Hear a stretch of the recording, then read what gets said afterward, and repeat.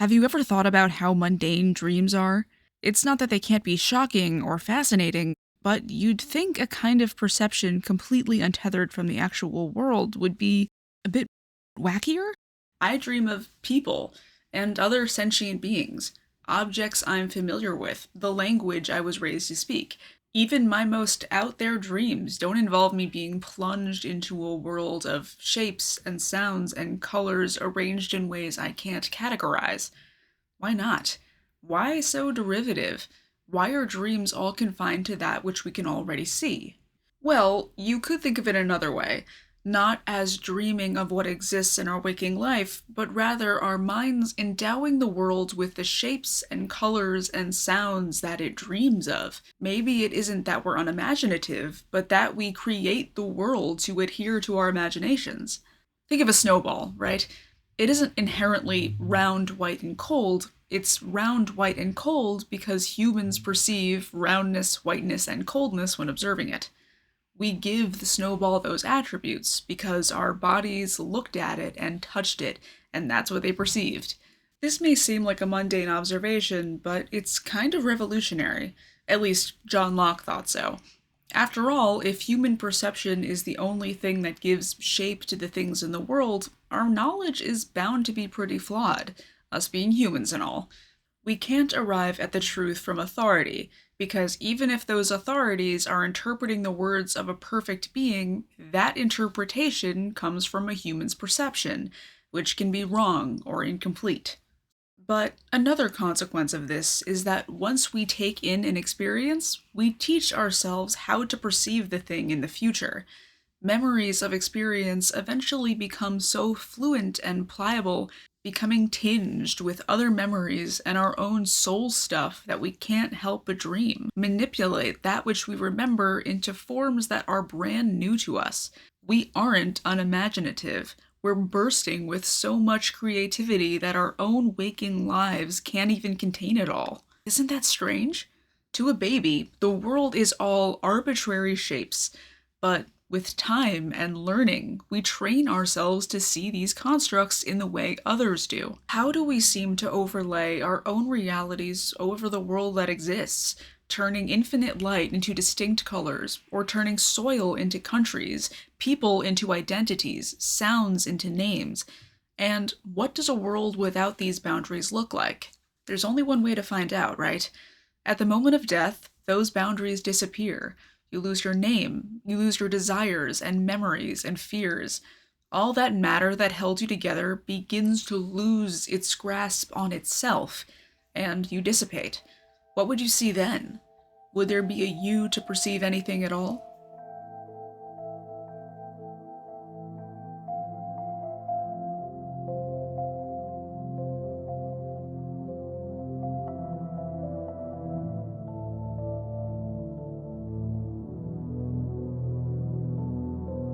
At the moment of death, a soul finds themselves in the nightmare, the lower limit where they decompose atom by atom. Usually. Very occasionally, a soul awakens to find themselves in a desert on the threshold of death. These deserts, called voids, can sustain the soul for a period of time, so long as there's color to drink. But if there is no color, the soul faces a destiny worse than the absolute death below. The hunger of the soul. Beings need pure color, or lympha, in their hearts in order to survive the void, but doing this changes the lympha, turns it into nerva, a far more volatile substance that can damage a void irrevocably. The famine that follows such damage causes unimaginable suffering. Voids are delicate and dangerous places. It's on one such threshold that the spirit finds himself after being lost by his master. That's what the player character is called, the spirit. He has no name because he has no voice with which to name himself.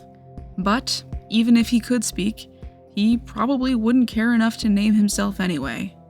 Welcome to the Void. For the next 35 cycles, you will help the lost soul navigate the desolate and dying world below the surface.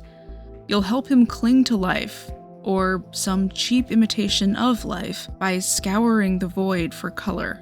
You'll keep him moderately safe by cravenly guiding him through the instructions of the hideous brothers, who will throw him into the nightmare if he disobeys. You'll help him open the hearts of indifferent or hostile sisters, often against their will, so he can pass through their chambers and access new places to suck dry of the precious color. Do you feel like a hero yet? Tension is a 2008 game from Russian developer Ice Pick Lodge. Coming out just a few years after their cult darling, Pathologic, Tension dove headfirst into the grim and esoteric subject matter that Pathologic is known for today. It asks unanswerable questions about death and perception and meaning, and doesn't particularly care if it's fun or easy to digest. But that's not to say it doesn't care if you understand. It desperately wants you to understand. It just knows that understanding comes from struggle. In 2010, the game was released in German and English under a new title, The Void. The style is a bit cleaner, the environments are a bit more polished, and the mechanics suck way less. The Void opens with a cinematic sequence with a few nice visuals that gives the player a chance to move around and find their bearings, while Tension throws you right into a dense and long conversation with a character. The Void isn't just a remaster of Tension, though. It significantly truncates the text of the original Polish. Oh, did I mention that? Yeah, Tension is in Polish, not Russian. There is an original version of Tension available in Russian, but it goes by the name Turgor. But in 2010, The Void was released with a second Russian translation, so there are essentially two Russian versions of this game. As per the Ice Pick Lodge MO, it seems like there was a significant amount of logistical weirdness that resulted in the remaster leaving out a ton of the original game's text. The Void is in some ways a completely different game than Tension just by virtue of what gets left out. I haven't played Tension, it's still only available in Polish and I don't even know how to get my hands on Turgor. It looks like someone developed an English patch of the original game, but I straight up cannot figure out how to get it. You gotta remember that I have about 5 brain cells, and they are stressed enough as it is processing the content of the game that I was able to play. This presents a difficulty in how we're going to discuss the story of the game. I played a single game. I engaged with a complete piece of art with a pretty contained story. As weird as that story was, it homed in on a particular weirdness, while the game that preceded it had a whole lot more going on. As a death of the author extremist, I'm inclined to accept the piece of work I experienced as it is, assuming that it is as whole and finished in its most complete and perfectly realized form that it is able to take. But I'm also a human, despite my best efforts, and I just don't buy that The Void should stand alone. There is so much stuff in Tension that feels like it belongs in The Void. And that's to say nothing of the game's development notes that seem to be scattered in forgotten corners of the internet. I'm literally going to source a 13-year-old Facebook post in this video. That seems wrong somehow. This isn't a well-known game, and these developers aren't wealthy or famous enough to have their work perfectly preserved and disseminated. In fact, Ice Pick Lodge seems to have largely forgotten about this game. So here's what we're going to do. I'm going to more or less stick to the content of The Void, being the game that I've played, but I simply can't ignore the other stuff I've read. It enriches the text that I've experienced too much.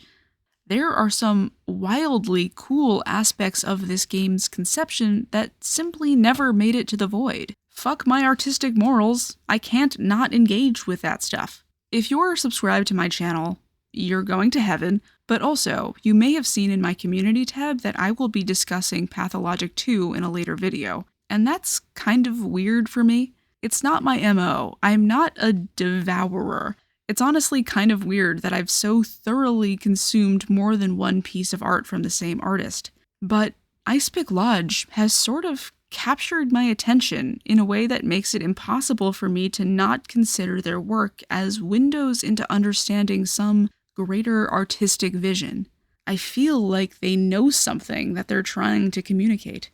They have access to some secret that they just can't get across in words alone. So, today, we're going to break my rule. We're going to resurrect the author. We're going to recreate this game in our own image, using any bit of evidence that we can get our hands on, as well as our understanding of Ice Pick Lodge's other works, to pluck out the heart of its mystery. But before that, this video is brought to you by me. You're welcome. I think about stories a lot, almost constantly. I'm not sure where I am right now. Point is, if you're writing a story and you need some help, you can hire me. I consult on screenplays, write serialized fiction, and yes, I write scripts for YouTube professionally. That's right, you're looking at a pro. You can go to my website to check out my portfolio, read my reviews, look at my prices, and reach out about getting a hand making your project. The plot of The Void is difficult to talk about, even though it's actually quite straightforward. If you understand how the allegories of the game work, you can understand what's happening pretty easily. But those allegories are difficult to parse, and that means that motivations aren't always obvious. Here's what happens. Spoilers from here on out. By the way, this game comes with a lot of, really Void-specific terminology, so I've listed a few terms and the definitions that I will be using for them in the description for your reference. You're so welcome. I love you. Mwah. The spirit wakes up in the chamber of the nameless sister. This void gives birth to sisters, but usually they're born to be accompanied by a brother. This sister was never given a brother, and therefore she was never named. You and her have one thing in common already. For our purposes, and because it really sucks to refer to a character that I like as nameless, we're going to call her the kind sister. The brothers fled this void when the famine began. After the void began to die and the sisters started suffering from the hunger of the soul. The kind sister was born after the famine began, so she's been on her own since the beginning. The void used to flourish with color, but now it's almost like it's in a state of ennui or depression. For that reason, the void is also called the sleeper. Kinda weird, but this is an Ice Pick Lodge game, so you write it off as strange dialogue and move on. Without the brothers, the sisters languish in their chambers, chained up and unable to feed themselves with the color they need to survive. You're able to traverse the void and bring them color, but this is inevitably going to attract the attention of the brothers. The kind sister tells you that if the brothers find out who you really are, not a brother, but a lost soul who wasn't supposed to end up in this void, they will cast you down into absolute death. She has no brother, and the other sisters blame her for the death of the void, calling her Sister Death. You may not be a great conversationalist, but you're her only friend, and she wants to protect you, keep you safe in the void forever. To do this, she hatches a plan to trick the brothers. Since they're blind, they won't be able to see that the lost soul bears no resemblance to the other brothers. If he simply begins to provide for the kind sister, they might assume he's a new brother, sent here to be the keeper of this lonely sister. You slowly cultivate a garden and feed her enough color to gain access to the chambers of the two neighboring sisters, Uta and Ava, but our sister warns you not to speak to them. They'll put strange notions in your head and try to turn you against the kind sister. All she wants is for you to live in quiet tranquility in the void, forever. And so you take her advice and open two of her hearts. Like the dumb little simp you are.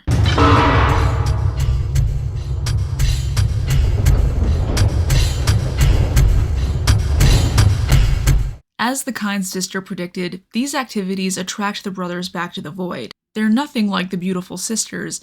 They're gigantic, mutilated beings altered by machines and hardened by years of suffering in the nightmare from which they came.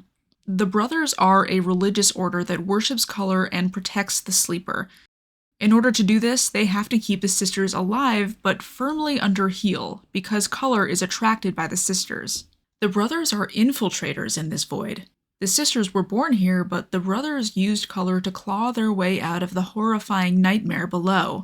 Much like spreading Christendom to the New World, the brothers leveraged the austere, violent habits they learned below to fully exploit the void and subjugate its inhabitants. It's not that they're all bad, but they are fully committed to preservation and stagnation, while the void's nature is to transform.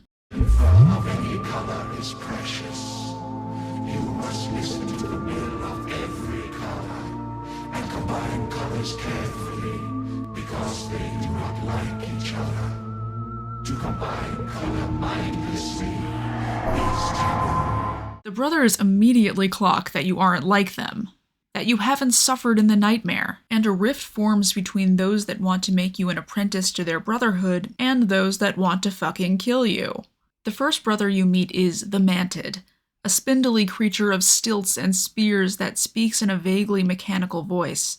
The Mantid's words are too precise and polite, almost simpering, like an AI bot trying to please you. But his voice sounds distant, like it's being beamed into your brain by a robot. We are happy that you have appeared.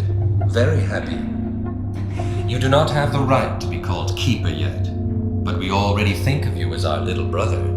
He tells you he's glad to see you and that the brothers would be happy to take you on as an apprentice to their fraternity, as soon as you pass a few trials to prove your devotion to their work. He seems like he's trying to appear as our ally, but something is wrong.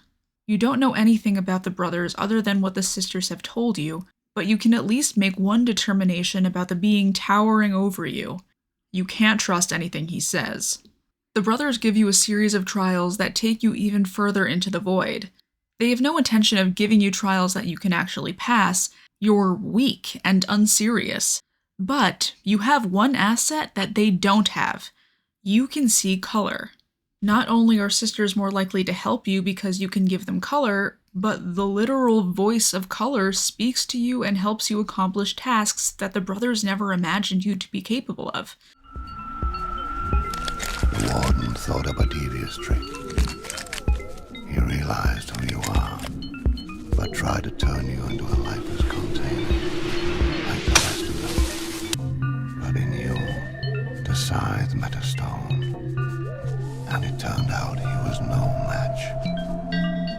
Which means you're the partner. You should acquire the heart containing the weapon.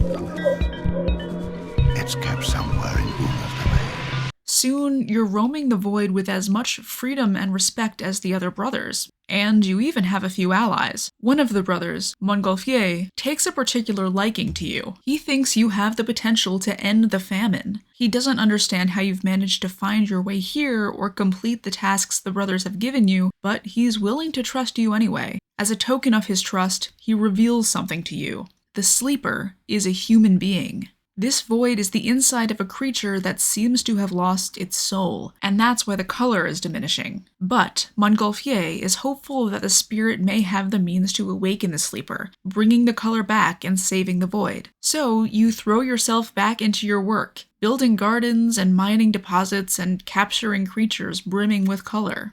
Along the way, the sisters tell you of your own true sister, a being called Oli, who lives in the far heights of the void. This is strange. They all seem to know that this sister was made for you, even though none of them can agree on exactly who you are. Oli can't leave her little cradle in the sky, but she manages to connect with you. They told me everything. I'm waiting for you. She's beautiful, like all the sisters, but she also has this earnest, straightforward way of speaking to you that's so uncommon in this void. She's afraid without you, knows you're destined to be with her, and doesn't understand why you can't go to her.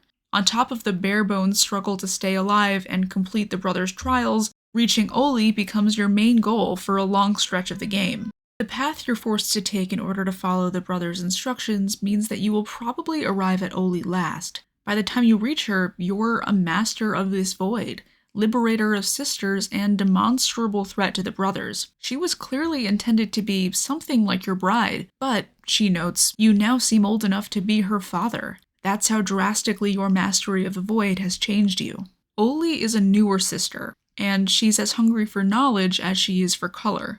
She doesn't tell you much, and it's actually really endearing to see that she's so excited to learn, but she does tell you about one particularly interesting thing that no other being in the void seems to know about: the godsend. Yesterday, I saw a moon in a well of shining clouds. It was so beautiful. Then suddenly, something fell. A girl, radiant and shining, with wings.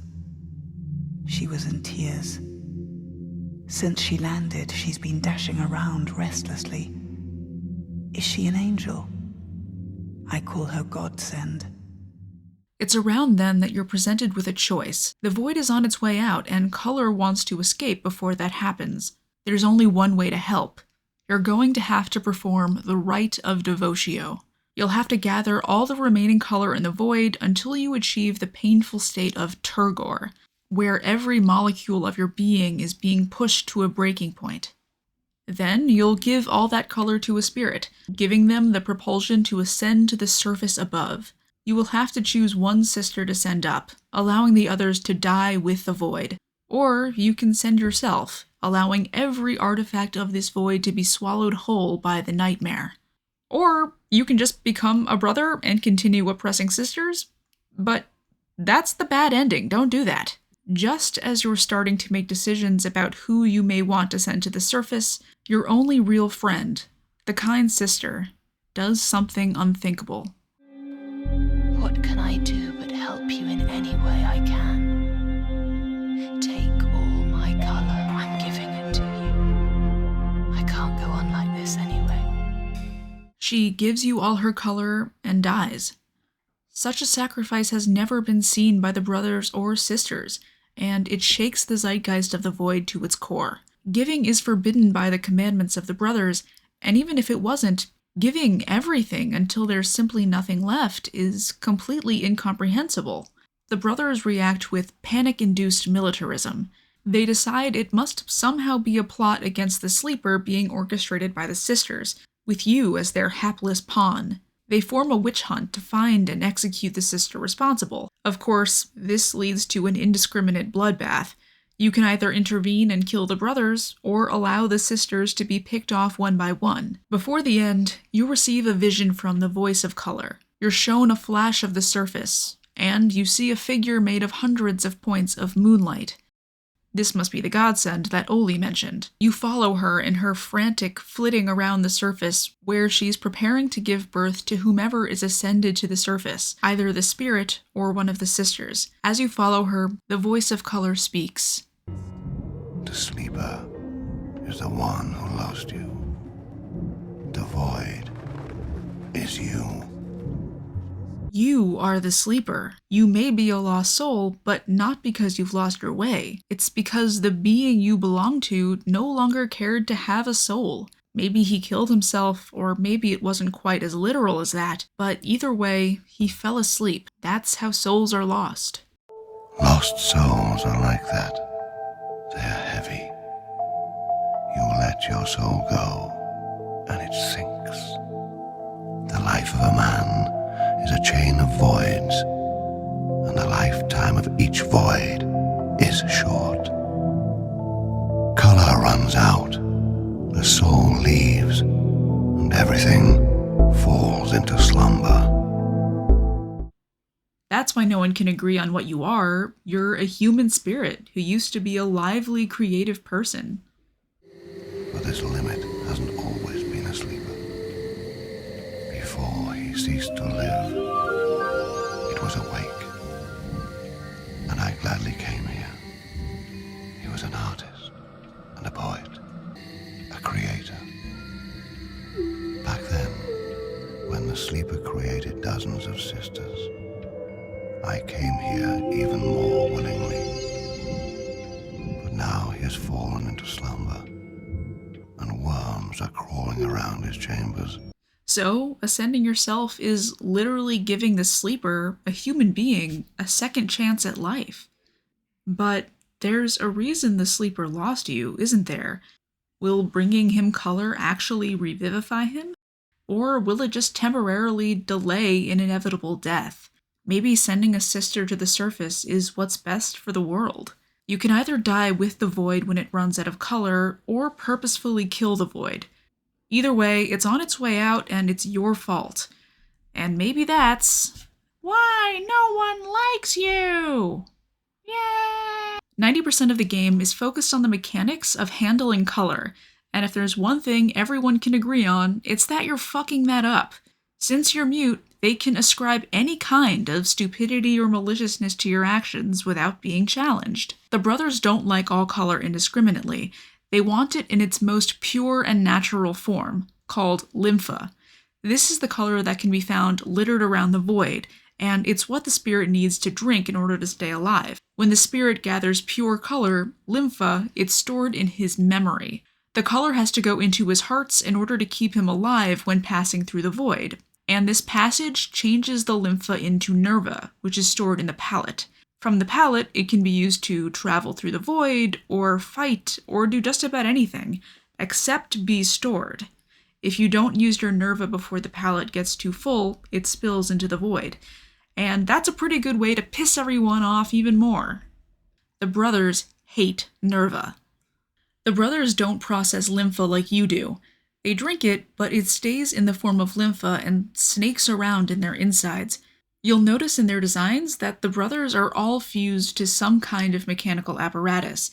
An instrument, a drill, a wheel.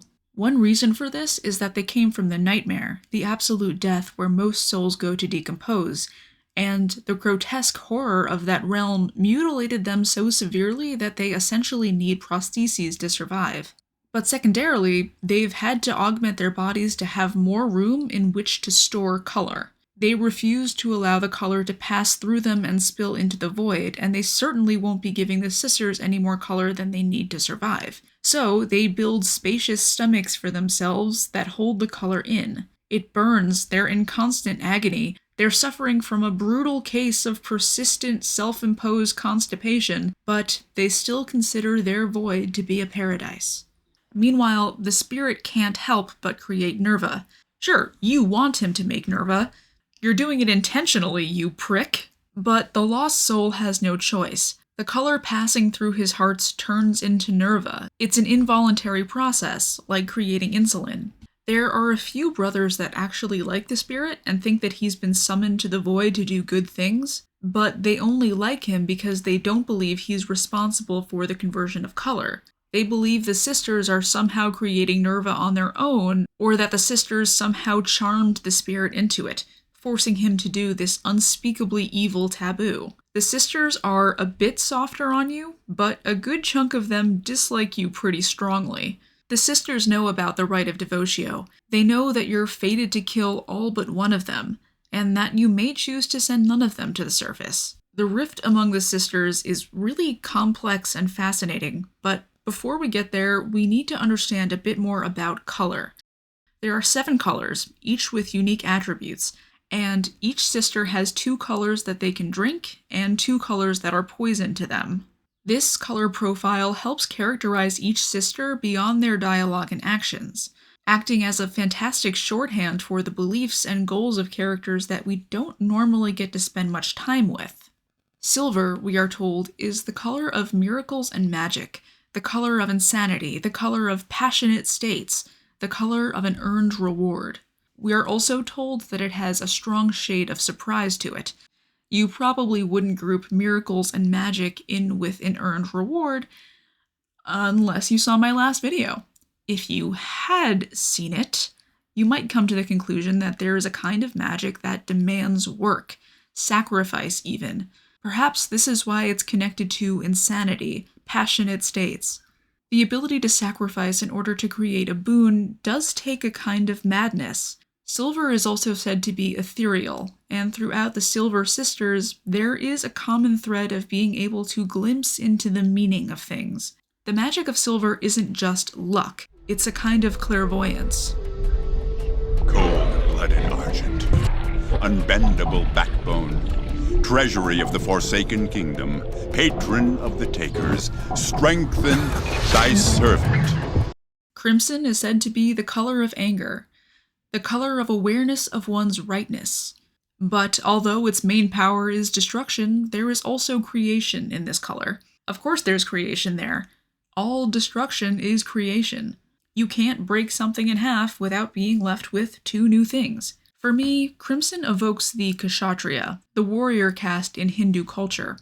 In the Bhagavad Gita, one Kshatriya is instructed by a god that he doesn't kill because this war is particularly noble or the battle will be fruitful, but just because waging war is something a Kshatriya is supposed to do. He's not so much a great man doing a great thing, He's a force in the world, just like any other natural phenomenon. He'll fight as hard as he can, he'll destroy his enemies, and this will inevitably create new boundaries to his kingdom. Crimson doesn't hesitate or doubt, it destroys and creates because it knows its way, its dharma. Crimson is movement, action, and the ability to physically engage with and manipulate tangible things. Crimson, furious, color of avengers and prophets, banner of the righteous, essence of blood, grant power to thy warrior messenger.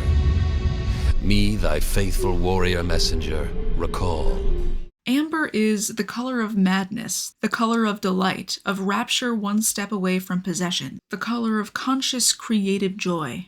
It's similar to crimson in its physicality and spontaneous creativity, but crimson isn't joyous. I suspect both colors have a sense of clarity of purpose. Amber seems to correspond with a sense of indulgence, and I'm getting that both from the game and the developer's commentary about some of the sisters who accept Amber. Amber is ecstasy and vitality, it's animalistic. That makes its users somewhat pleasure-seeking, selfish. Amber, rapture of wilderness, chaos of maelstroms, bone-breaking laughter, rider of the vortex's edge, open to the heart of thy lowly servant. Azure is the color of suffering and inner pain, but with an indispensable strong shade of hope to it.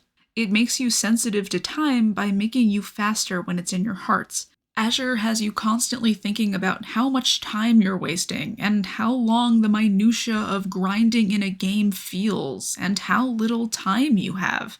Azure has you dwelling on fate, inevitability, sitting with pain. But the wheel of fortune always turns, and while the feeling of time passing can be unbearable when you're hyper-conscious of it, it's also kind of liberating, hopeful. This too shall pass, and so long as the suffering is understood, there is great potential after the pain is gone. Formidable azure, approaching storm, bringer of death, searing whip, executioner's blade, open to the heart of thy lowly servant. Violet is the color of secrets, the color of an anxious, uneasy charm of concern, an inquisitive, unkind, and suspicious color. Like silver, violet is connected to the ethereal. There's a kind of connection to esoteric knowledge, seen in the suspicion and inquisitiveness. Violet is attuned to the arcane, but while silver is a self-sacrificial, receptive seeker of the sublime, Violet covets knowledge and does so for a purpose. Concern and anxiety seem to suggest that these secrets are as much a burden as they are a privilege. Sisters who drink Violet have ideas about the fate of the void which they are unable or unwilling to fully divulge. Perhaps these sisters are somehow more responsible for the void's destiny just by virtue of understanding this. Violet, vibrant, chameleon of colors, mysterious tale, lair of the arcane. Emerald, or simply green, is the color of patience and self-control. The color of greed, the color of dedication to rest and balance. Of course, you think of money, but also material security, also the sustenance of trees. Emerald is described as viscous and patient. It's a stabilizer. Sisters that drink emerald are often posed as opposites to amber. Amber is poisonous to Ima and Uta, and emerald is poisonous to Ire. That explosive vitality can be revelatory, but it's dangerous. An emerald doesn't like risks. Emerald, heavy and viscous as tar, enveloping canopy, invulnerable shield, arbiter of scales. Bestow thy power to this venerable warrior. Finally, we get to gold. It's the color of love, unity, respect, and pity. The color of dedication and self-sacrifice. Gold is straightforward and earnest, and all who drink gold have a kind of innocence with regards to the things that they want. They're loyal to the objects of their affection, and while much is made in the game that no one in the void knows the meaning of selflessness, gold proves that self-sacrifice is possible when a being is dedicated fully to one thing. In the Soul Obscura, you can see that the spirit is largely featureless, except his eyes. His eyes are gold, and two of the sisters, Ava and Ire, call you Golden Eyes. We know virtually nothing about this spirit that we control, but this one detail provides great characterization. His final act in the game, the Rite of Devotio, demonstrates that the spirit is able to bear the burden of Turgor in an act of love and self-sacrifice. So these colors are the building blocks of characterization for the sisters. You'll get to know them far more deeply than the brothers because you can understand the ambitions that lie beyond their words. At the end of the game, you'll have to choose someone to ascend. And while it is your choice, the game isn't subtle about its preference on the matter. We'll get to that. You're not even close to guessing, but we sisters have our own game, our own beliefs. According to a Facebook page run by and subsequently abandoned by Icepick Lodge, Uta is the de facto head of two diverging cults among the sisters. Here's how they put it. In our game, to devour and to create, selflessly, devotedly, self-destructively, are the basic actions to animate the world. This resulted in two cults, two warring churches, the structural basis of the world. It is similar to any other kind of creation, either of a world or a child. This is what gives purpose to the godsend who is pregnant with the new world. Since these churches are described in that special Icepick Lodge encoded language, most of this is going to be my interpretation of what these two groups are, what they mean, and how they elucidate the goals of the characters. Generally, my theory is that these two churches can be identified based on geography. After unlocking the Kind Sister's second heart, you gain access to Uta on the left and Ava on the right. Each one is the barrier between you and the sisters that lie beyond. They are also the barriers of two distinct ways of thinking about the void and your responsibility in it. But before that, let's get to know the first sister a bit better. The Kind Sister is barely more educated on the void than you are. She has never met the brothers, only heard of them in the conversations of the other sisters who discuss them. Her colors are gold and emerald, kind and self-sacrificing, but also cautious and somewhat greedy. She immediately forms a deep bond between herself and the spirit, but wants him to remain stagnant and overcautious, telling him nothing of the surface or the Rite of Devotio. She lives in a greenhouse in the middle of a small island surrounded by black, misty water. A tree in the center has bursted through the roof of the greenhouse, and when you find your first heart, it lights up with gold, as though inspired by you. The sister hides inside the empty trunk of the tree.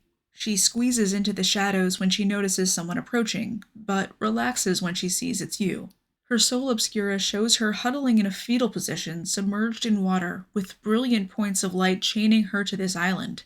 She's quite scared of the other sisters, and while she says that it's because she doesn't want to invite the wrath of their brothers, she clearly has another motivation. The other sisters will call me death, but don't listen to them.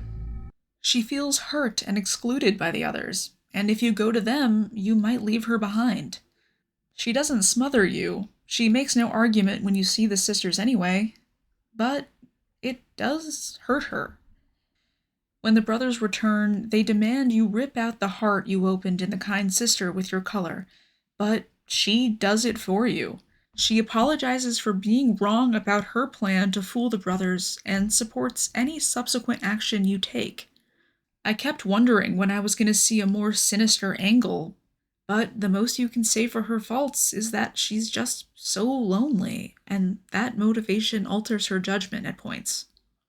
Stakes are raised in the 21st cycle when the Kind Sister decides to sacrifice herself for you, to give you all her color so you can escape the void. Well, okay, that's not really true. I would say that the stakes were raised if the benefits of having the Kind Sister around were suddenly taken away, but somehow we can still hear her voice in the void, telling us when we're almost out of color and when Nerva is spilling from our palette. You're almost depleted. You're dying. Yeah, I can't not see this as a development mistake. Like, not a programming mistake. She has special lines of dialogue that she only says toward the end of the game, by which time she is definitely dead. We really don't get to feel her absence, except that she isn't in her chamber anymore and the tree isn't lit up. It's sad. There's sad music playing. Super sad. But I would have liked to have felt the loss a bit more poignantly. The kind sister cites 2 different reasons for ending her life. Before her death, she implies that she's trying to help you survive because you won't make it without her color. The sisters lured you into their web of lies and caught you. The brothers don't believe you and threaten you with death. You're flailing around and making mistakes. What else can I do? How else can I help you? However, in a note she leaves behind in her chamber, she tells us it had nothing to do with our chances of survival. She just didn't have the strength to go on. This is my gift. Not because I think you need it, but because I'm too tired to go on. It's hard not to think that she simply felt abandoned by us. We're her only friend, and we stopped seeing her as soon as she ripped her heart out for us because we felt pulled by the allure of Oli, who lives about as far away from her as possible. Yeah, I think I'd feel like shit too. Her death marks a new, uneasy feeling in the void. No one here has ever known sacrifice. This makes a hostile situation even more tense, and the brothers begin a horrifying inquisition, killing sisters who they suspect coerced you into giving them color, the greatest taboo. No one understands the kind sister, but her dying act represents the very essence of the void. The dream of the future you see dissolves, and with time, so does the apprehension. The world under sun is no exception, and all you see around you evolves. New traits and things familiar can be sensed, but futile is hope without fruition. The grief you knew begets no vision.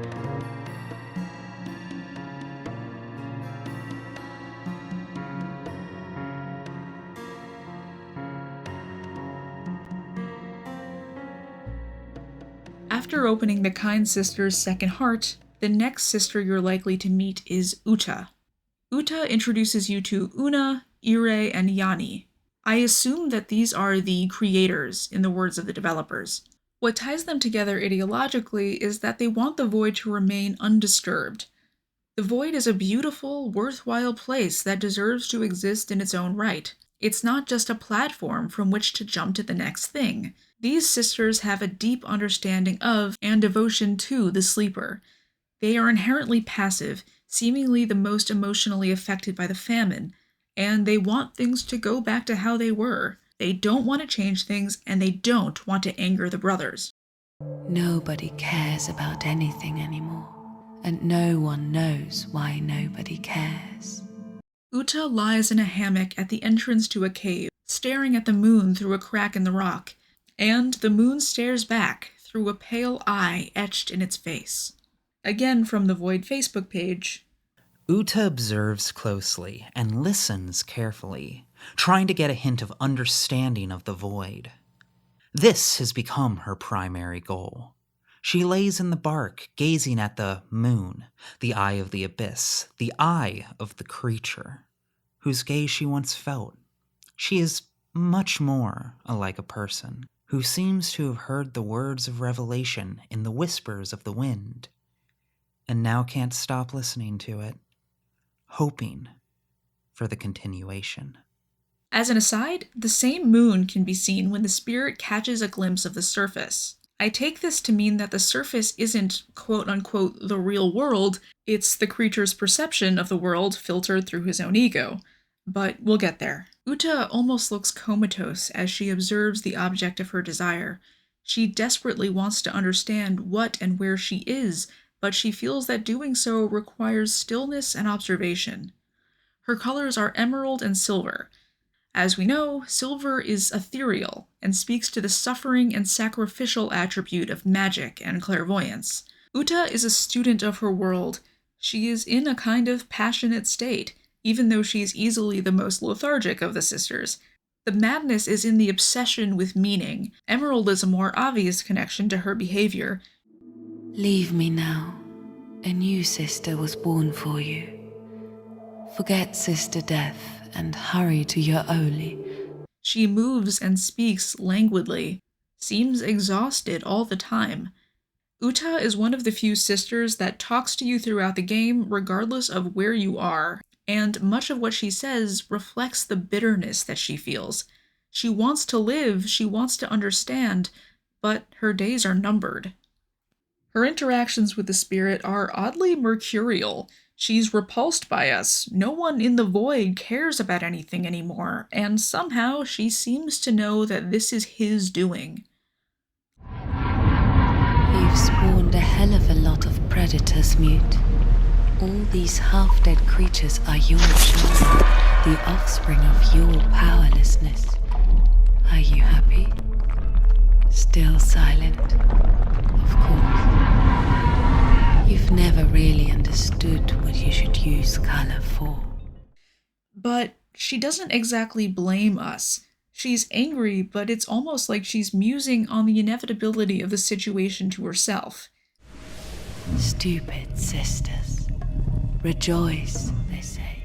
Color's coming back. But what of it? Even if there is a wave of color before the end, it will change nothing.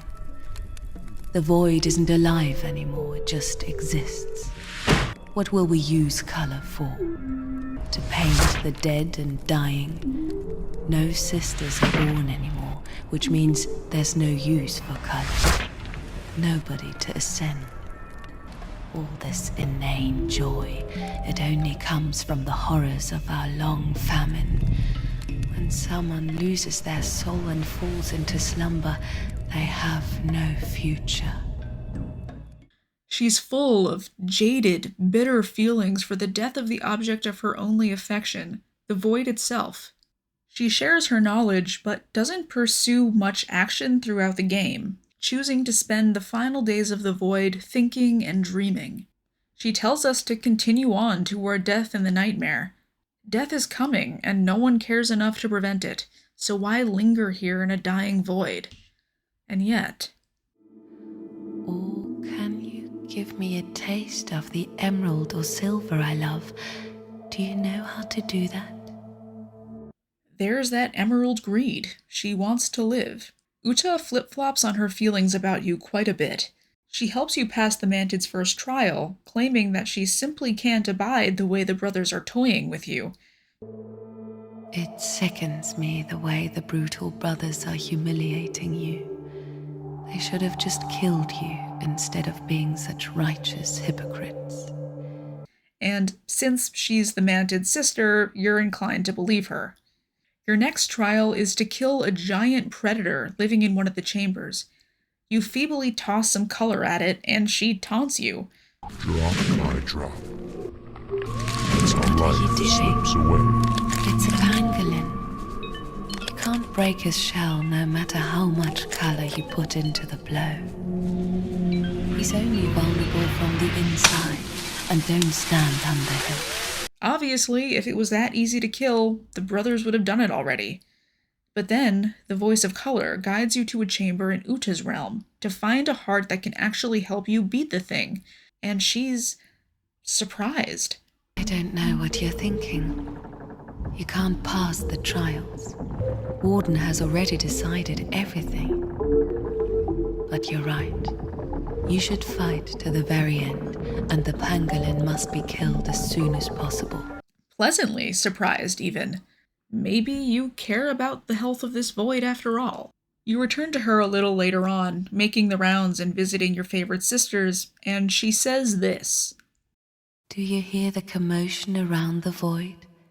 The sisters are so loud. Each one is trying to claim a right to you from the others. Yet for some reason no one is asking you. They don't respect you much, do they? Huh. Is she trying to get on our good side? Does she want to ascend? Or is this a continuation of her annoyance with the sisters? The void is perfect as it is, and these other sisters are running around trying to escape it through the rite of devotio.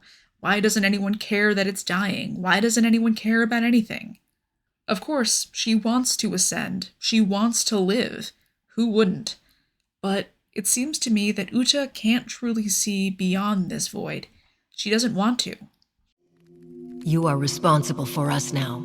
You are responsible for everything. The next sister in Uta's sphere of influence is Una. Don't worry about their names being almost identical. I'm sure that won't lead to any problems. Certainly not long periods of anguish and confusion as you spent hours looking for a glyph in Uta's domain that is actually in Una's domain. That could literally never happen. You're crazy. You sound crazy right now. Una lives in a smithy, and unlike most of the other sisters, she doesn't look at you as you approach. She continues staring into the furnace with wide eyes. Her chamber is huge, the biggest you're likely to have seen by this point. You have to climb up the stairs to find a glyph, and looking down on her, you see her the way she sees herself in the void, a small cog in a grand machine. There are screams heard in the corners of the chamber. Beside her, Una keeps a whip close at hand. In her soul obscura, you see that she's being scalded by flames and smoke constricting around her skin. She is fashioned after an oracle and goes into ecstasies when you give her color. She writhes and clutches herself in agony, and when she resurfaces, she speaks to you with sternness and authority. The one who lost you is trying to draw color's attention to you, trying to fill you to support life inside you. Right now, I see. But don't get your hopes up, there'll be no return. The one who lost you expired long ago. She doesn't muse on the existence of the void like Uta. She claims to speak for it. She has a way of making you feel like a heretic begging for forgiveness, almost having more in common with the brothers than the other sisters. She even uses the term sleeper, unlike most of the other sisters. Una tells you that it's your fault that the famine has ravaged the void, which seems to imply that she knows that you are the spirit of the creature. Whose fault is it that 40 sisters are gone forever? Each of them carried the seed of a new wonderful world. These worlds will never be seen, and it's entirely your fault. The famine started because you were absent too long. And yet, she outright tells us that we are the lost soul of some random person. On your way to death, you happen to linger here, in someone else's void. Not the sleeper, just a random guy who found his way in the void. Does she believe us to be the soul of the sleeper or not? The other sisters we've met seem to believe that we're the spirit of some other person who just landed in this void by chance. It was chance that you stumbled into the void, into the body of some other poor fool dying alive. In fact, we haven't even learned that the spirit is a human mortal yet. But this isn't exactly a contradiction. Rather, it's an aspiration that Una simply states to be the truth. Our only hope, she says, is to become the soul of the sleeper. That is why we're to blame for the famine, for the dead sisters. Not because of something we did, but because her plan for us required us to be here sooner, and we weren't. It doesn't matter what we knew or when we died or to whom we belong. The sleeper lost his soul, and you are the one she has determined is going to replace it. Therefore, you should have been here sooner. Her colors provide more insight. Crimson is the color of creation through destruction, and what do you know, Una dwells in a smithy where she smelts ore and forges new creations. She wants to fashion us in her image, killing the person to whom we initially belonged. Azure is the color of suffering, of knowledge of one's fate and stewing in the agony of that knowledge. The famine is here because voids always die. We're told so. As an oracle, she must somehow understand that this plan of hers is nonsensical, that she's crafting an heir to a throne that is about to be eradicated. But Una is described as a fanatic. I'm getting this from the game's old website, which explicitly names her as such. Crimson isn't about chasing a futile goal, it's about a clear-headed determination that does not waver, regardless of fate. If you open Una's third heart, she assumes that you're preparing her for ascension. At this point, she says, I'm no longer indifferent. I care about my fate. I want to go to the surface again. I'm not so interested in what this line means on its own, so much as what it implies about the vast majority of her dialogue. Una is the last sister I might characterize as indifferent. She's burning with passion and devotion to the sleeper, but by indifferent, I interpret her to mean that she was willing to die with the void. Sisters don't care about their own lives and potentials in the early half of the game because they're starving from the hunger of the soul. Throughout all that time, Una was indifferent to dying, but still determined to fulfill her role, to anoint the new soul of the sleeper.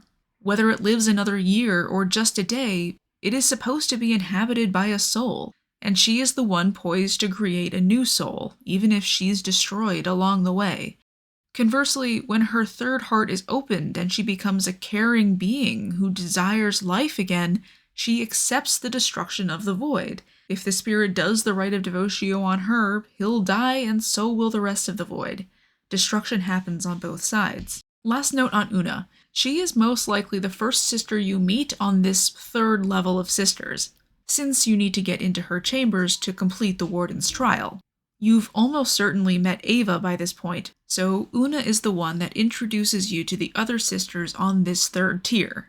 She takes the opportunity to frame them to you in this way. When you finish with the pangolin, come and visit the other sisters. Ailey will arm you. Ima will reveal the secret key to your victory. And Ire will open your eyes to all the mistakes that you've made. I love dwelling on my mistakes. Let's go talk to Ire. Each sister is only a set of new chambers to you, where you can find more color for your mindless trek. Ire is described on the Old Tension website as the voluptuous. I think this is so weird. I've heard and read other interpretations of this character, and they all seem to agree that she's this hedonistic, sensual pleasure seeker. And yes, she's fully naked when you approach her, and yeah, amber is the color of pleasure seeking, and sure, she's a MILF who languorously strokes tree branches when you give her color. But are you guys listening to what she's saying? The brothers are right, you know. Listen to your mentors, young ignoramus. Blah, blah, blah. Proper name, place name, backstory stuff. She's not flirting, she hates you. Ire is one of the most antagonistic sisters right off the bat. She feels that we're acting with contempt for the void, treating it only as a platform from which to ascend. She loves this world, and she loves the sisters. Her colors are amber and gold, and each one speaks to a different aspect of her relationship with the void. She's in awe of it. She comments on the beauty of a garden in full bloom. She's sensitive to what she refers to as the charm of that first impression of a realm. Each sister offers up an aesthetically vibrant piece of art. She calls the void a canvas and the sisters paints. Ire is one of only 2 sisters that moves around in their chamber. She's in this torch-lit pool dotted with these gazebos, and she likes moving around them, like a painter looking for the right angle. Ire dislikes the spirit because he has no intention, appears to be scrambling to survive rather than creating. She knows the void has to die and vocalizes her disgust for the disrespectful way with which he's using its last days. But it isn't a home. It's a canvas, Golden Eyes. And we are your paints. It isn't hard to waste us, and that's exactly what you're doing. Each drop you use irreversibly changes the void. You're creating for yourself a new life. Do you even know where you're going?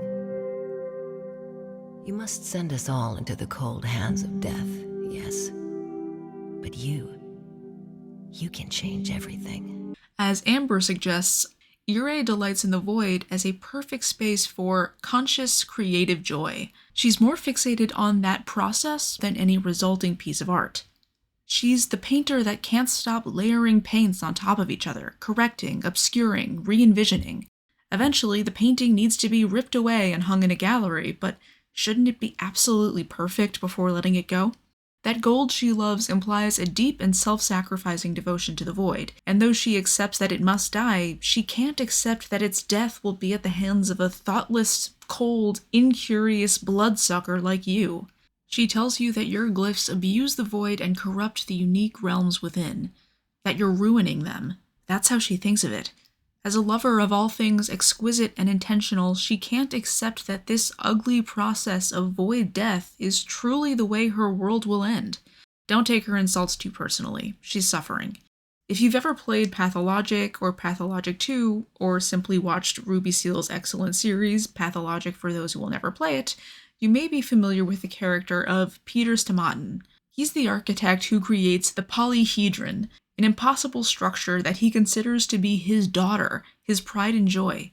If it's destroyed, he winds up spiraling further into substance abuse and depression. This piece of art was worth everything. It was as precious as a child's life, and now it's gone. That anguish is part of why Ire is so repulsed by us. She was momentarily responsible for generating a masterpiece, and now it's going to die with her. She seems to draw a distinction between the void and the sleeper. The sleeper is some distant force in her life that she understands you to vaguely represent, but the void is a vibrant world brimming with potential. She gives us a particularly useful bit of dialogue that we're going to come back to later. Since her primary concern is the preservation of the void, her job is to teach you about your destructive capacity in the void. A few sisters refer to themselves as the dreams of the creator, and she herself refers to them as paints upon which the creature must create his masterwork. As we destroy realms, we destroy sisters, the creature's dreams.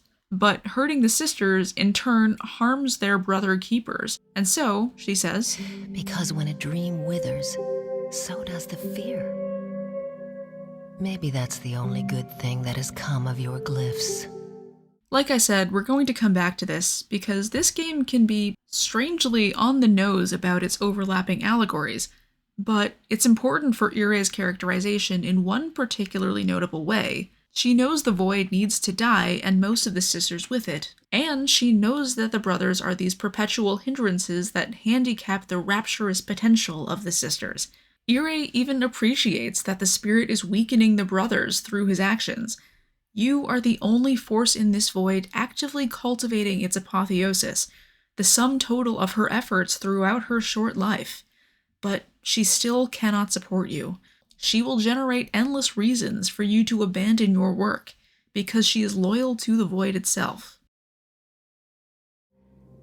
Don't be afraid. You won't die forever. Yanni lives at the very top of the void, and her chambers are slightly mundane for that reason. I mean, relatively. She lives in a horribly disheveled apartment. It's almost silent but for the occasional sound of footsteps, and you progress through the rooms slowly, scared of being taken off guard by whatever angry creature might be patrolling the halls. You find blood in random places, splashed on a painting, covering the walls of a bathroom. There are tombstones in the back room. They appear to have been dug up from Yanni's garden, since a broken portion of a fence is tossed over them carelessly. There are hundreds of books, all scattered in a pile where someone shoved or was shoved right into a bookshelf. As you come closer, you see that she's hiding in a little pillow fort. She peeks around the edge to look at you and then darts back inside when she notices that you've seen her.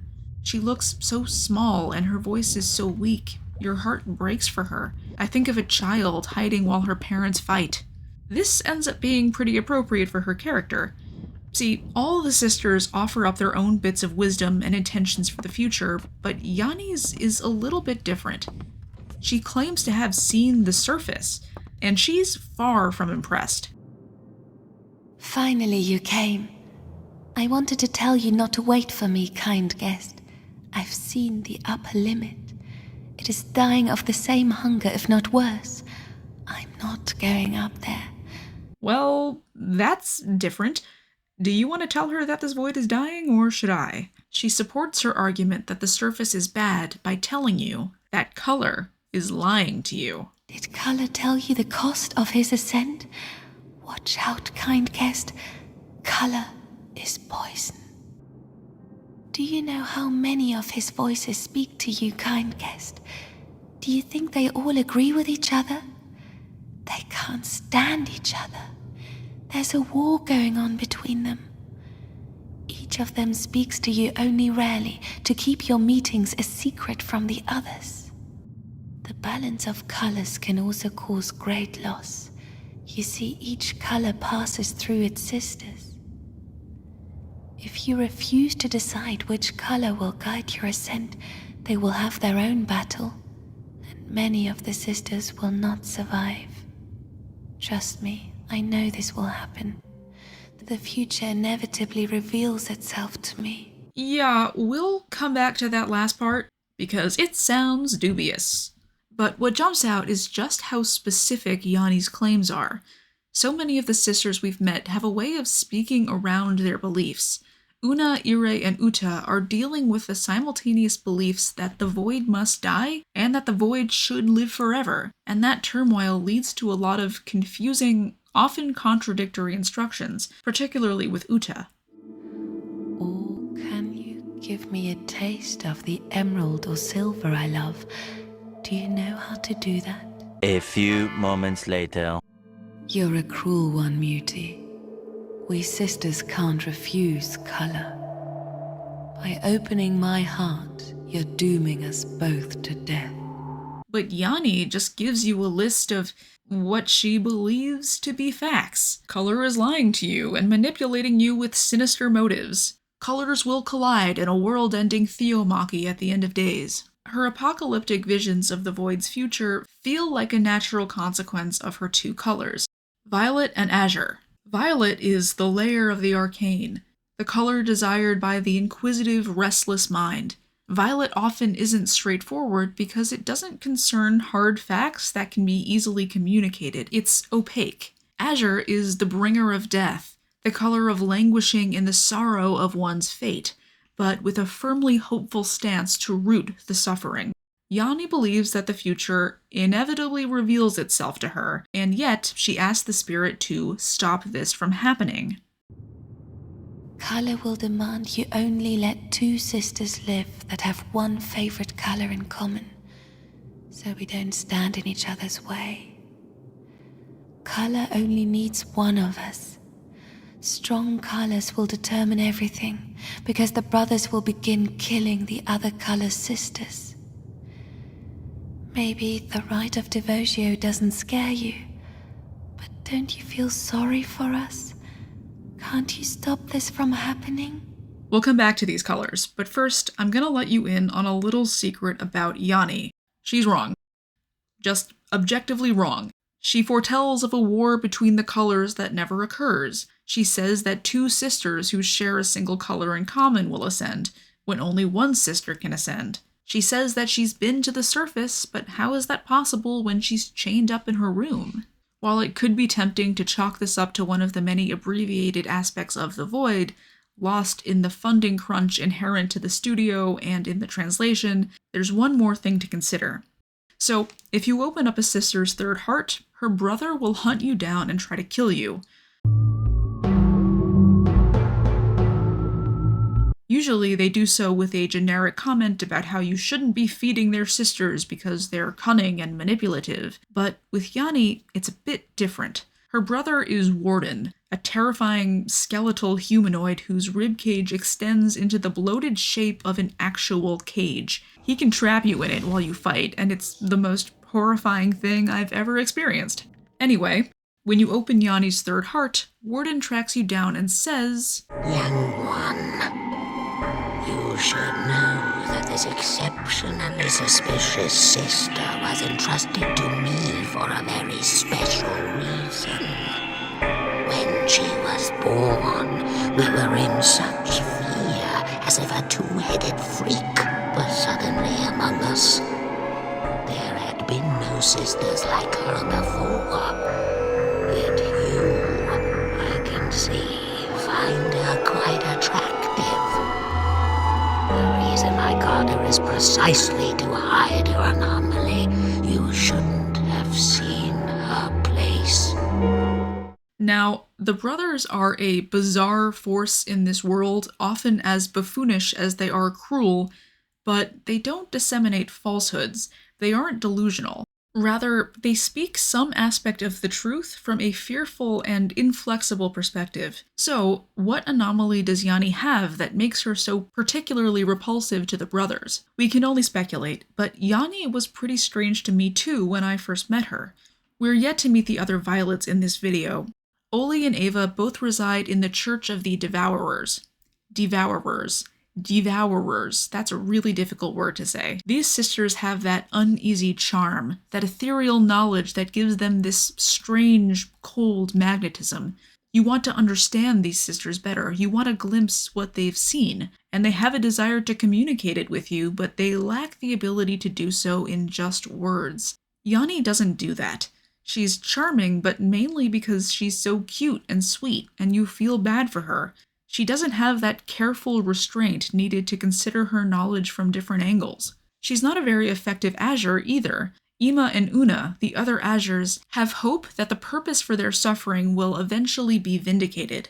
Una suffers in the knowledge that the void is ending, and her efforts to turn the spirit into the soul of the sleeper are for naught, but she has faith that this is what she needs to do anyway. And if she's dedicated to her work, this void will die in its proper form, and that is worth dying for. Yanni's hope, by contrast, is far more feeble. She begs the spirit to simply not do the thing that she has foreseen he will do. The neurotic fear of the Azure is exacerbated by the glimpses of uneasy truths that the Violet can access. Violet's inquisitiveness is like picking a wound for Azure, who would rather be a silent stoic than a visionary. Could it be that Yanni's color combination isn't supposed to work? Ima and Una are both Azures, and both share one poison color, violet. Oli, Ava, and Echo are violets, and, what do you know, they're all allergic to Azure. Needless to say, I haven't gone through each sister's color profile to see if anyone else has two colors that are universally considered opposites, but I have played around enough with the combinations to know that while some colors are commonly posed against each other, crimson and gold for example, I've never seen any other color combination that is consistently diametrically opposed like this. There exists no sister with a crimson and gold profile, or an amber and emerald profile. Warden calls Yanni a two-headed freak, cruel but perhaps more literal than we might think. The void speaks to Yanni, but she doesn't have the ability to parse the nuance and subtlety of its language with her two competing heads. Like, we're told from several sources that colors don't like each other, but this feels like anthropomorphization. Colors aren't conscious in the way that other beings are, which is actually why they get along with the spirit, who also isn't really conscious in a self-motivated way. You must understand, I have no will of my own. Some colors poison the sisters of other colors, some colors amplify each other well and some don't. Different colors bestow contradictory powers, that kind of thing. But color itself has no vested interest in who ascends to the surface. It speaks only about securing its own survival, fleeing the dying limit, not of choosing one sister over another. When you do perform the rite of devotio, you have to fill every color in your palette to overflowing. All colors are equally represented and have the same goals. If you poison a sister, which I promise I only did on accident, color will beg you to spare them. Wait. Spare the poor thing. That color will kill her. One more drop and she's done for. And if someone taught you this, they're a bit too eager. The voice speaking to you loves the sisters equally. The sisters may have differing plans for the void, but the colors just silently obey their orders. Yanni could control color if she wanted, but instead she cowers in fear of it. Yanni exemplifies the flaws of the creators. Uta, Ire, and Una may have a better understanding of how their world works than Yanni, but they all engage in a fundamental error. They mourn the death of the void. Voids aren't a paradise in their own right. To stand still is to fall asleep. And sleep is the reason for the famine. Movement involves destruction. A charged electron has to expel energy to emit light. The rite of devotio is an expulsion of all color from a void to ascend to a new limit. The abandoned void decays and all that remain there die. None of the creators can really accept that, and I can't blame them. But Yanni is a synthesis of that fear, which begs an interesting question. We know from Ire that sisters are dreams of the creature, and brothers are the fears that subjugate them. Of course, these dreams and fears aren't particularly specific, but we can kind of make out the general shapes of what they might look like. The kind sister might make a more caring society. Mantid strangles Uta's curiosity by speaking out of both sides of his mouth, introducing ambiguity and confusion and intrigue. The Triumphator fears the pleasurable feeling of giving color to a sister. And we do not give, because one who gives will fall prey to this addiction. We'll get to it. I promise we'll get to it. Don't worry. We'll get there. Which stifles Ire, who finds aesthetic bliss in the void's mechanics. Yanni seems to be a hindering fear in and of herself. She doesn't want to ascend. What dream can be manifested through such a sister? Yanni dances on a ball with exacting grace in her soul obscura. The dedication of a ballerina to this incredibly precise art form demonstrates a kind of suffering. Commitment to an art involves struggle and even pain. But the reason you dance, or paint, or write, or make video games, or video essays is to open a form of communication that mere conversations can't accommodate. The fact that she's just kind of put together wrong with two contradicting colors doesn't take away from her depth. She struggles to understand the truth. Isn't that a much fairer interpretation of her two heads, rather than just calling her a freak and locking her away? She doesn't want to ascend because the surface isn't any better than the void she's in. Well, isn't that true? Some of the sisters we're about to meet think of the surface as a Shangri-La, where color is eternal and they can shape the world in their image. But is any level of reality manipulated with such ease? If Yanni's choice was ignored, and she was sent up to the surface despite her fear, I think she would communicate a need for each person to ascend their own limits with careful attention and hard work, even fear. There is no easy road up. Down is a far easier direction. Maybe Yanni could teach her struggling, patient practice to a world of instant gratification seekers above. The ones who saw the dreams and knew the names, who heard the grasses talking to each other, who learned the will of their ancient father and listened to the songs of tidal waves, the ones whose souls have been purified, the ones harnessed to the pain of challenge, who lit the mystic candles on the fringe, who became a pure shade of darkest nights, who didn't squeeze their grape to sinful glass and didn't seek the joys of earthly leisure, not in the priestess's dance nor in the pleasure, but who descended into hell's morass to meet their shadow at the very bottom. They don't expect hearts with love to blossom.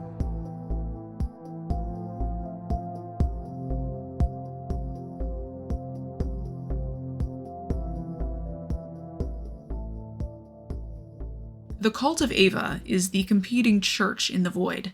These sisters want the spirit there, want the ascension, and are willing to die in order to create the materials for the ascension. While the creators instruct you on how poorly you're treating their home, the Devourers are far more interested in how you go about leaving this place. Well, for now, just obey me. That's how things should be anyway. Right off the bat, Ava is about as different from Uta as you can possibly imagine. Uta has white hair, a long white dress, and reclines in a hammock, barely awake as she watches the moon in a reverie. Ava has black hair, is barely more clothed than Ire, and stands in the center of a room, forcing you to ascend a ramp to reach her. Uta regards you as a nuisance who she feels a vague sense of responsibility toward. Ava mocks you and expects you to do her bidding. Uta shoos you away and discourages you from feeding her color. Ava demands that you serve her and no one else. When you think about the indulgence of Amber, Ava pops up as a particularly obvious example. She lives in this kitschy, ancient Egypt-style chamber and even wears cow horns to look more like the goddess Isis. We stan a camp queen. There's this quirky little track playing in the background that always strikes me as comedic.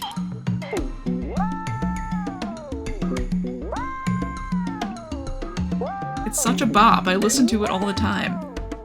Most sisters accept color in vaguely sensual ways, but Ava straight up does a striptease, right in front of me and my Christian eyes. She's actively trying to get you to give her more color, using any means she has. But when you open her Soul Obscura, you come face to face with another side of her. The music changes to this slow, sad droning. When you feed her, she tells you that she feels like she's rotting in a corpse, which ends up being a bit more literal than you might think. Ava doesn't like rules. Amber is the rider of the Vortex's edge, after all. You wouldn't expect her to be obedient. But she plays with the expected attributes of Violet as well. She is the sister with the greatest capacity to outright flout the brothers and their doctrine. When the brothers return, they start going to your gardens to drink up all the color before you, and Ava encourages you to lay a trap for them. The brothers will try to ravage your gardens. If you see one heading there, beat him to it and protect your investment. Try to find something you can use as a trap, like a spike of rock. If you animate it with color, it will turn into a formidable weapon. When the keeper enters the garden, the trap will wound him and chase him away. She's literally telling you to home alone the most powerful beings in the void, poking the bear, using her knowledge of the brothers' size and blindness to attack them while chained up in her realm. Again, she doesn't lie. As a Violet, she has a rich understanding of how the void works and a desire to share her knowledge. In fact, she makes no effort to temper her own beliefs with the enforced truth of the tyrannical brothers. She says this of the brothers. This is what being a brother means. Long ago, we sisters had special servants. They called themselves brothers, to help avoid confusion with us. Special servants. That's one way to look at it, I guess. We can put together a vague sense of the history of the Void through the various tellings of the characters and through supplementary materials. Let's take another look at the Tension website. The sisters serve the brothers. This service is peculiar, since the sisters are in complete power of the brothers, and are forced to slavishly carry out their will. We're even told that being unable to move between chambers causes the sisters anguish. They certainly don't seem to be in power. And yet, Ava isn't hiding the fact that she's chained in this realm, or that the brothers are cruel bastards. Did you see me cast off some of my chains? Color gives us strength. Well, if it isn't the new brother, you're quite a specimen. Have you come to replace my whaler? To own me? Consume my flesh? Like hell you will. Get out. You no longer serve me. Instead, she speaks the truth of the Void from another angle. The brothers give the sisters color, barely enough to survive, but enough. Why? When the sisters break all the taboos, speak of a better world on the surface, hear the voice of Nerva, refuse to fear death. Of course, it's because sisters attract color. The existence of brothers is entirely contingent on the existence of sisters, and so they feed them, care for them, try to prevent you from damaging their realms. It drives the brothers to madness to be so ontologically inferior to the sisters. The brothers brought death and subjugation and mutilation up with them when they crawled into the void, while the sisters were born the rightful inheritors to this limit. Brothers burn their own insides, all to prevent themselves from creating the Nerva that sisters love, because a happy sister is a being of terrifying power, a being that can create a new world, leaving them behind to die in a ruined kingdom. Brothers are servants to the sisters because they are entirely reliant upon them. This is their void, and the brothers have to obsess over the ways in which they are lacking in comparison to the sisters. And the sisters will win, because you exist. and you will ascend one of them and allow the others to die, or kill them if need be. Ava will make sure of that. Ava understands the politics of the Void in a way that no other sister does. She understands what you are and immediately starts to work an angle on you, cultivating you as her path to ascending above. Uta helps you out of a fatalistic need to preserve a dying Void. The kind sister helps you because you are her only friend in her miserable life. But Ava is constantly instructing you about how to best use color. Ava understands the vast weakness of the brothers. Get out. You no longer serve me. Go at each other's throats while you learn who's a spirit and who's alive. I'm on my way.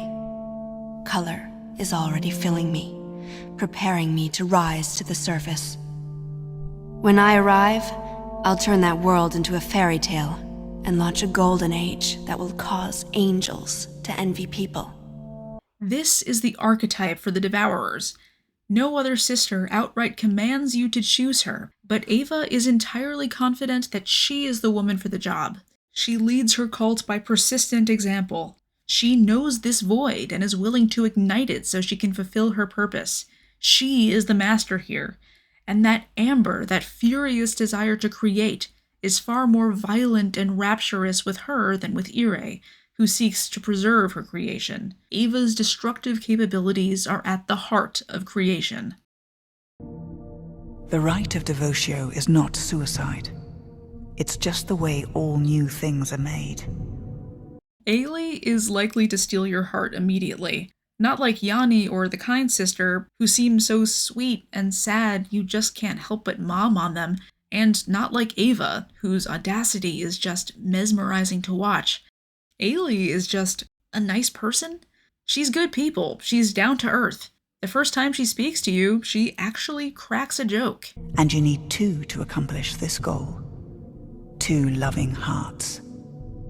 If their love is true, the breakthrough will succeed. Just kidding. Ailey, I could kiss you. After hours of being chastised, ordered around, scrutinized, insulted, and threatened, Ailey is the first being in this void that makes you feel like a human being.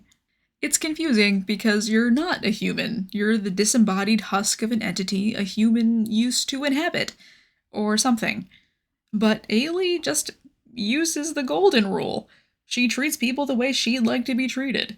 In fact, if you open her third heart, she gives you a compliment. Not a weird metaphysical statement on your spiritual value, a genuine, straightforward compliment. You're really generous and kind and brave. At first, I thought you could only take. Well, kind of a backhanded compliment, but it's sincere, at least. Ailey is a warrior, or at least she's fashioned after one, and you get the sense that she's treating you with a kind of macho camaraderie. Her job, according to Una, is to arm you, and she does this by teaching you about the rite of devotio. She also gives you a hint about how to kill the brothers. Color doesn't like the brothers. They keep Lympha of color inside themselves, but they can't convert it. So the collected color circulates in their entrails and burns them from the inside, causing horrible pain. When you fight them, watch the color inside them. If you hit them with the same color at that moment, your blow will be twice as strong. She's clear and instructive, taking it for a given that you and her are fighting for the same cause. You will fight the brothers, you will kill them, and you will ascend a sister to the surface, and then you will die down here with the rest of us. Her colors are silver and crimson. Silver is that entranced, mesmerized desire to see beyond the veil, the altered state where hard work and sacrifice allows for a kind of clairvoyance. After opening her first heart, her animation when she receives color looks like a prophet finding peace with God. While Uta's silver manifests as this fatalistic brown study into the eye of her very world, Ailey looks to a place that we can't see and smiles with recognition. She isn't pining for a glimpse at the creature, she's seeing the next limit, her own destruction, and she's content with it. This ties in with Crimson, creative destruction. As the time of the Ascension draws nearer, Ailey is the sister you look to in order to understand your toolset. She teaches you about the rite of devotio, a painful act of self-sacrifice precipitated when a being takes in as much color as possible, until their very cells are stretched to their limit to achieve a state of turgor. Imagine a tree. A tree fully saturated with water is turgid, has a lot of turgor pressure. The cells are engorged with water, causing the cell membranes to press against the cell wall. Ailey says this state is so painful you want to die, but it's not scary to die anymore. Only one thing matters then: using the color. The result is the same. You give everything you've grown inside yourself, and the force is enough to send someone to the next. Either your chosen sister, or you. This is a pure, clear-headed interpretation of what creative destruction means. Ailey is very specific about the fact that this ritual is not suicide. It's not a negation of life, it's the transfer of life from one being to another with the power to propel the latter to a place where new stuff can be made. This productive, almost practical approach to the rite of devotio is something that gets challenged by our next sister, who has a different relationship to the rite. In ancient Rome, devotio was a pledge to the gods to sacrifice oneself in exchange for winning a battle. That appeals to Ailey for obvious reasons, but for Ima, the attraction to devotio is a bit different. I listened with heart fit to break, when glided in Porphyria straight. She shut the cold out and the storm, and kneeled, and made the cheerless grate blaze up, and all the cottage warm. Which done, she rose, and from her form withdrew the dripping cloak and shawl, and laid her soiled gloves by, untied her hat, and let the damp hair fall. And, last, she sat down by my side, and called me when no voice replied.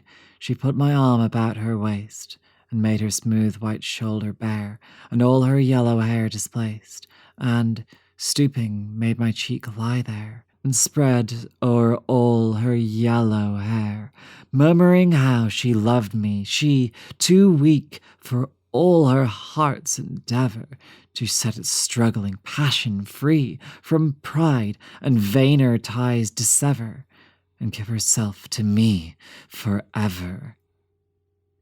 Be sure, I looked up at her eyes, happy and proud. At last I knew Porphyria worshipped me.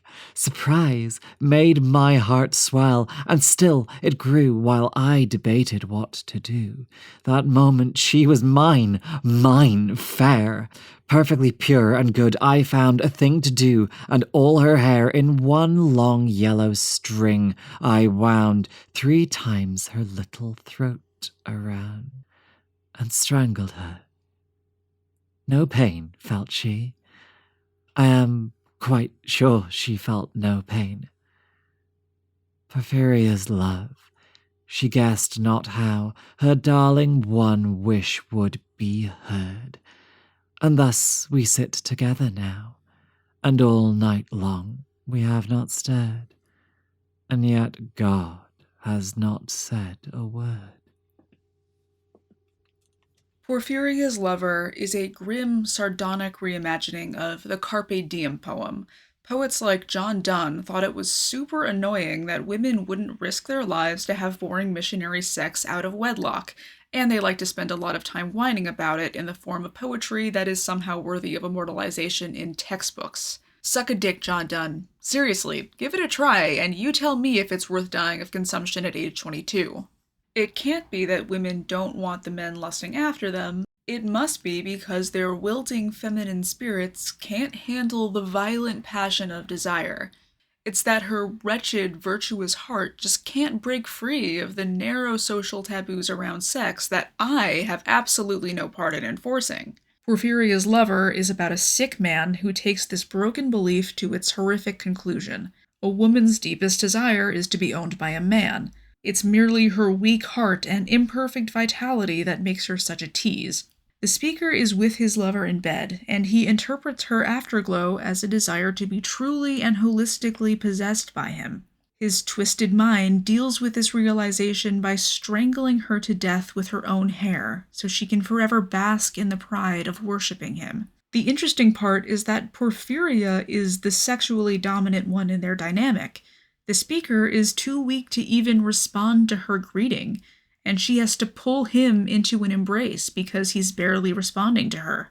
That delicacy and restraint the speaker keeps ascribing to Porphyria is entirely projection. She's really horny, like immediately. She's bursting with vitality and lust. She lights the fire in the grate when she comes in from the rain, while he was apparently sitting in the damp cold all by himself. She only seems like a delicate waif in his perverted perception.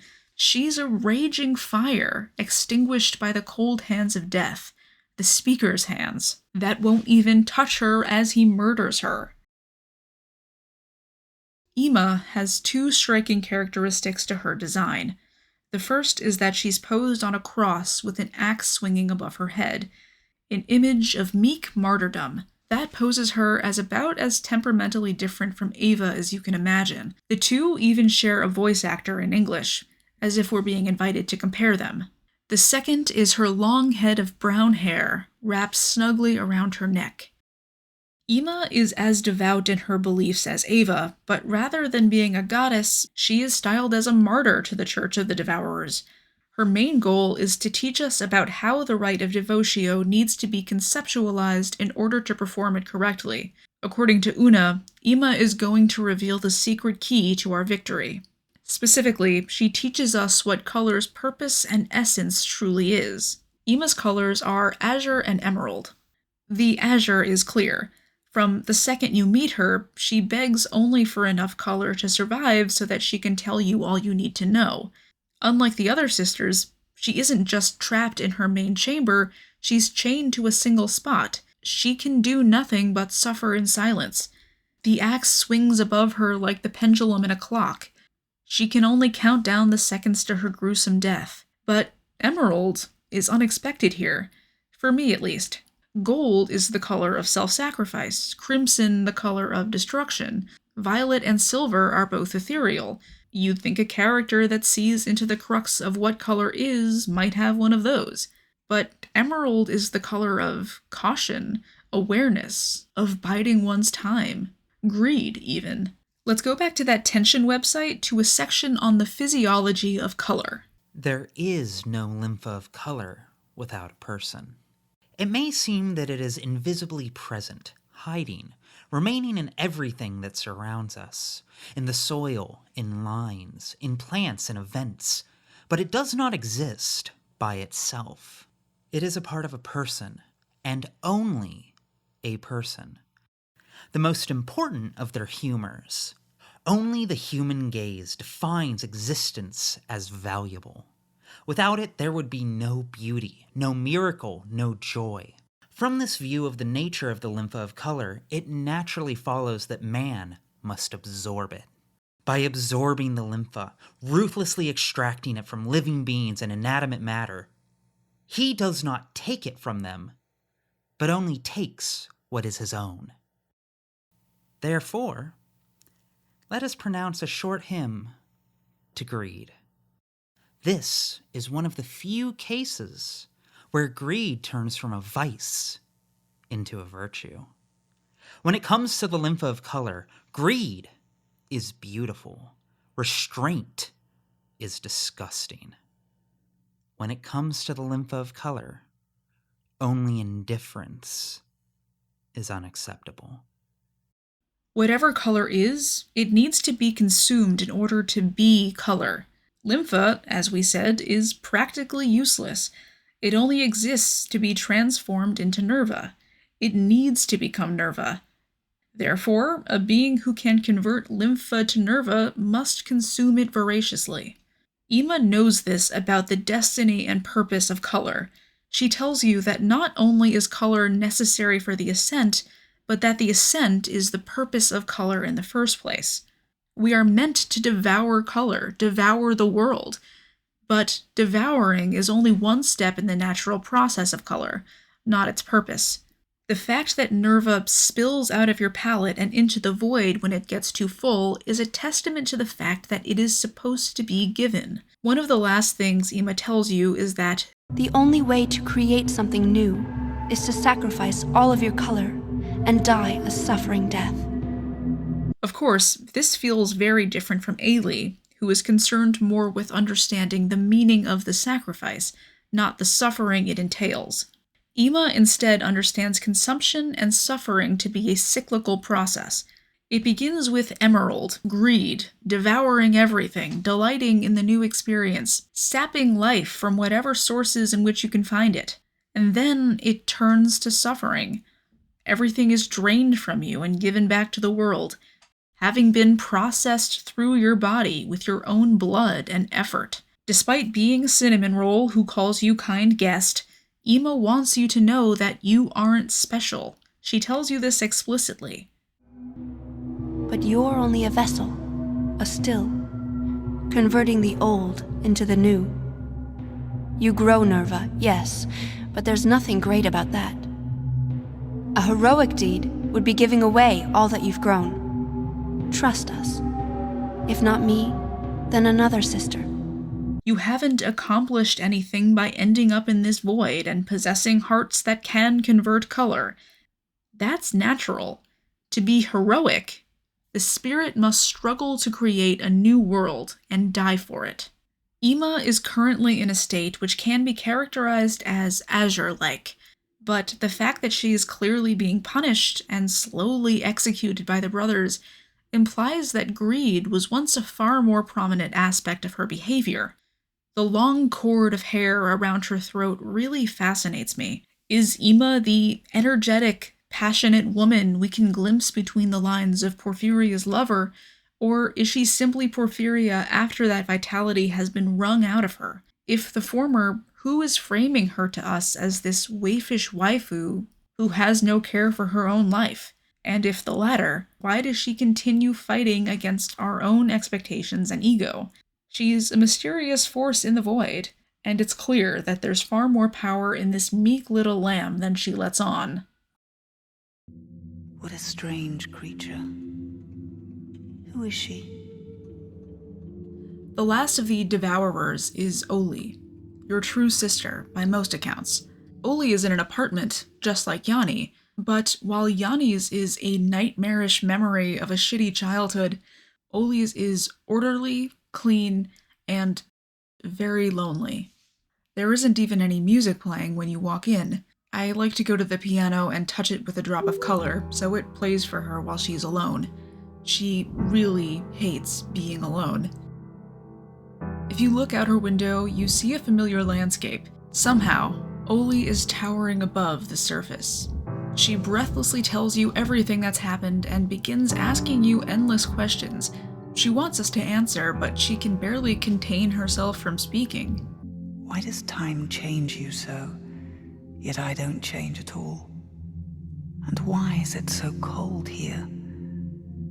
And whose voices am I hearing all the time? Will you teach me about everything? Even when she has information for us, she frames it in the form of a question. Did you know that all it takes to see color is to believe in color? But to use it properly, you must pay close attention to it. Always. One of the saddest interactions of the entire game is when she finally catches her breath and realizes you can't answer her. Teach me everything you know while I still have time. Tell me about this place. Is it true that there are other chambers nearby, and all of them are your creations? Is it true that we, the sisters, are your dreams, and the brothers aren't your doing? Is it true? You won't tell me? You can't? What a pity. Oli is inquisitive and immediately puts all her trust in you. Sometimes, opening a sister's third heart causes them to thank you or chide you for not having done it sooner, but Oli says, "Good idea." Aww. I find this to be the most endearing moment of the whole game. Oli sees us as a team. even more equal than the partnership we have with the kind sister, who thinks of us as a child that she must sacrifice and provide for. Her colors are violet and gold, which is almost obvious, given that trust and curiosity are her main attributes. I also think that she further fleshes out the difference between the ethereality of violet and silver. Oli doesn't know much, but what she does know comes from observation and intuition. Maybe the other violets are the same way, gaining their esoteric knowledge through study and perception rather than the passionate states of the silvers. But Oli is the only one who makes her thought process understandable to us. She's starting from the rudiments, kind of like us, so we're able to learn from her more fluently. Oli has 2 fixations throughout the course of the game, and neither involves ascending to the upper limit. She wants to be with you all the time, and she wants to understand the nature of Godsend. Yesterday, I saw a moon in a well of shining clouds. It was so beautiful. Then suddenly something fell. A girl, radiant and shining, with wings. She was in tears. Since she landed, she's been dashing around restlessly. Is she an angel? I call her Godsend. I can't tell what was a dream and what was real. But you'll tell me everything, right? Godsend is the primary object of her curiosity. Oli studies her like a zoologist, but also immediately loves her. Godsend is a fascinating entity that you come into contact with during your visions of the surface, right outside Oli's window. She's flitting around this simulacrum of the surface, looking for color and warmth, in anguish because she's trying to fly but is weighed down by some inexplicable burden. Oli unknowingly tells you what the Godsend is without really understanding it herself. I've been watching her again. Godsend. And you know what? I think she's preparing to give birth to a new life. She moves like an animal, as if she's searching for a safe place. Like a bird, looking for a place to build a nest. It clicks. Godsend is whatever sister ascends, a primordial iteration of her, dragged down to the void in order to bear the new world offered by the sister. When you open Oli's 4th heart, she tells you that she's been in love with you since the moment she first saw you.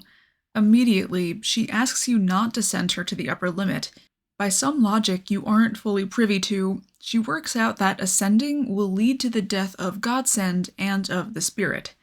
I don't want to become the reason for your suffering, or hers. You're both dear to me. Strangely, it almost seems like she would rather you become a brother. Then you two could be together, and Godsend would return to the upper limit, where she's happy. As you can probably tell, the Void uses the metaphor of patriarchal oppression to tell its story, and Oli interacts with this imagery very directly. In one of Oli's rooms, her wedding dress and a wreath are tied to a rope from the ceiling, creating the image of a person being hanged. Everyone says that Oli was made for you, and what a pity it is that she was given to Montgolfier first.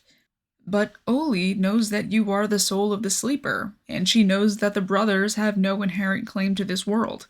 So, by what right does Oli belong to anyone? Well, it's much more simple for her than anyone else. She loves you. She isn't here to serve you or the sleeper or her brother, but she is willing to suffer for those she loves. She isn't a feminist icon or anything, but in a way, her interactions with the Void's strict gender hierarchy is even more powerful than Ava's. Ava is angry, and justifiably so, but Oli doesn't allow the idea that she is oppressed to affect her emotions at all. It's not that this is the better way to achieve political equity in our world, but in the game at least, she isn't hamstrung by fear of the brothers.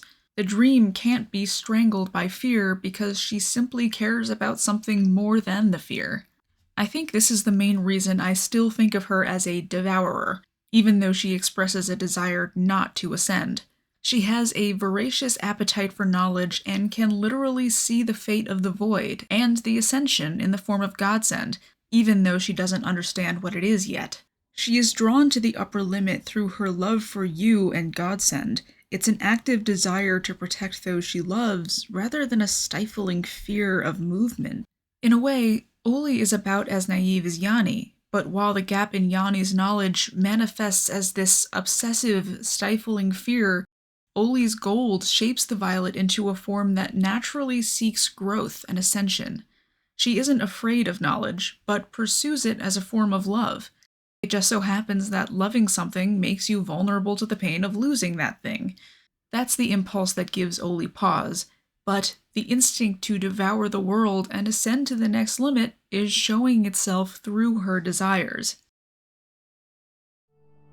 You see, Aya and I managed to escape our chambers because we were the Sleeper's favorite creations.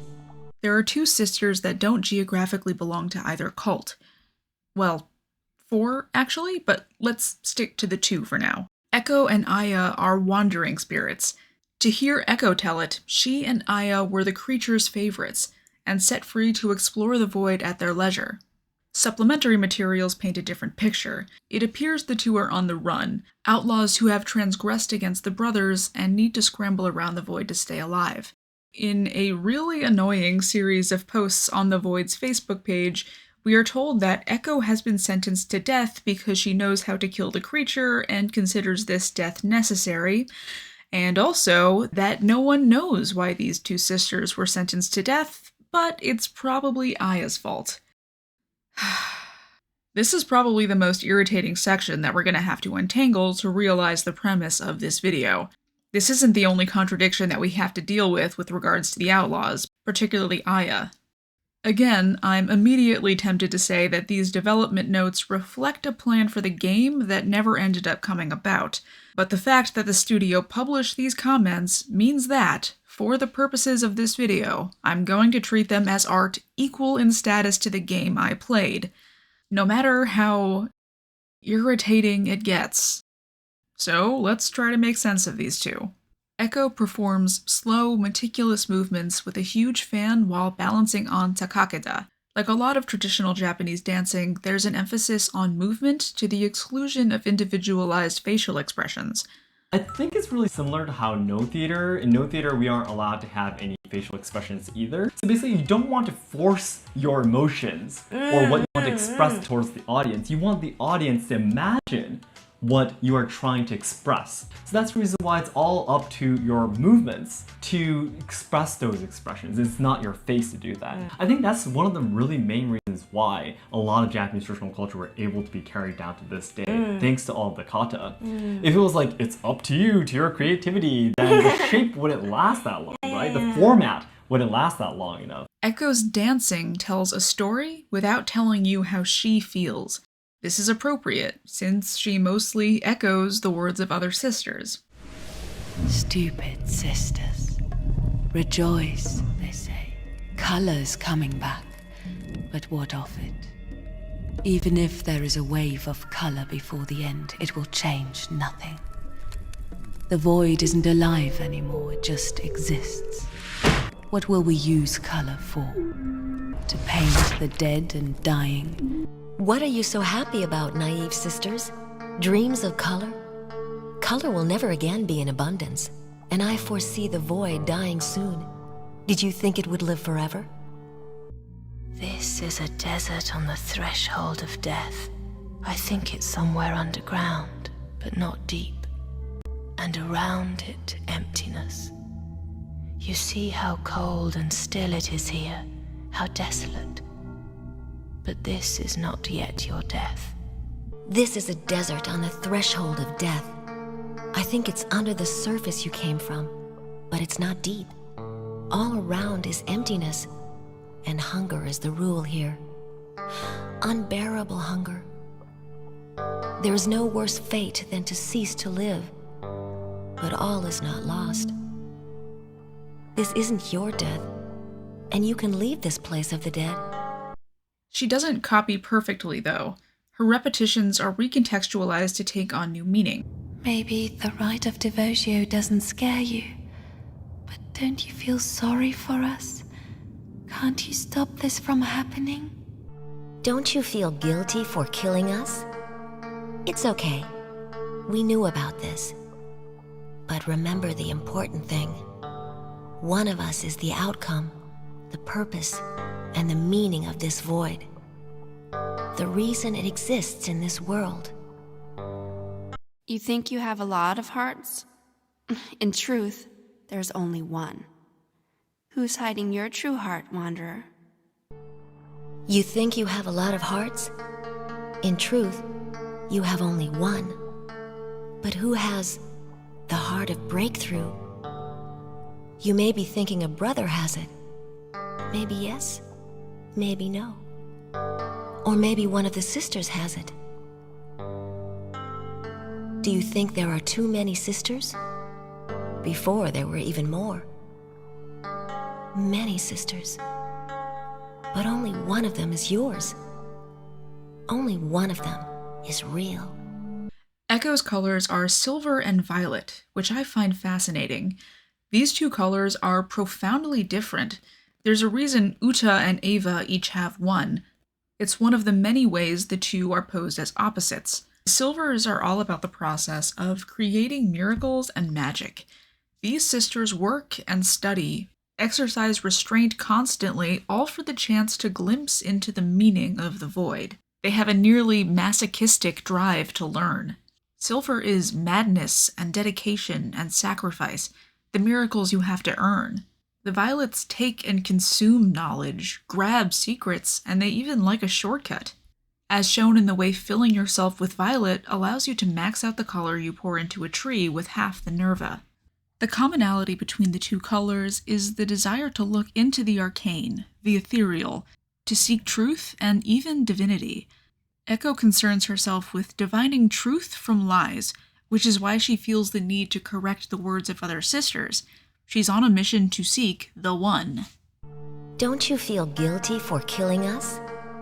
It's okay. We knew about this. But remember the important thing. One of us is the outcome, the purpose, and the meaning of this void. The reason it exists in this world. One of us is the true one. The others are just phantoms. And it's up to you to find out and decide. Find and free the one, guest. That the rest of us will not have died in vain. Her form of dancing emphasizes a lack of personal expression so that the clarity of the movement can be preserved. Her form of speaking uses the words of the other sisters so that her own desires and goals don't interfere with the conveyance of truth. So why the caution? We'll come back to Echo. You can't fully understand her without understanding her dynamic with Aya. So who is Aya? Just a huge fucking asshole. You only meet her after the kind sister commits suicide, and the first thing she does is accuse you of having murdered her. Somebody killed Sister Death. Now, who could that be? Do you know, guest? Why start killing us?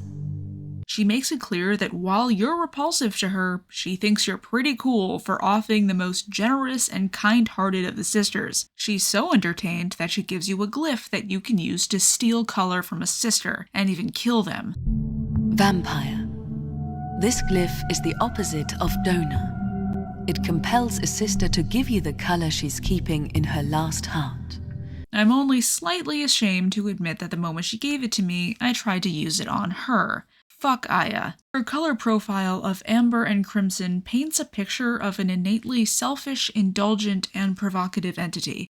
Crimson is angry and self-righteous, and amber endows that rage with a kind of explosive energy and joy to really make this seething wrath hurt.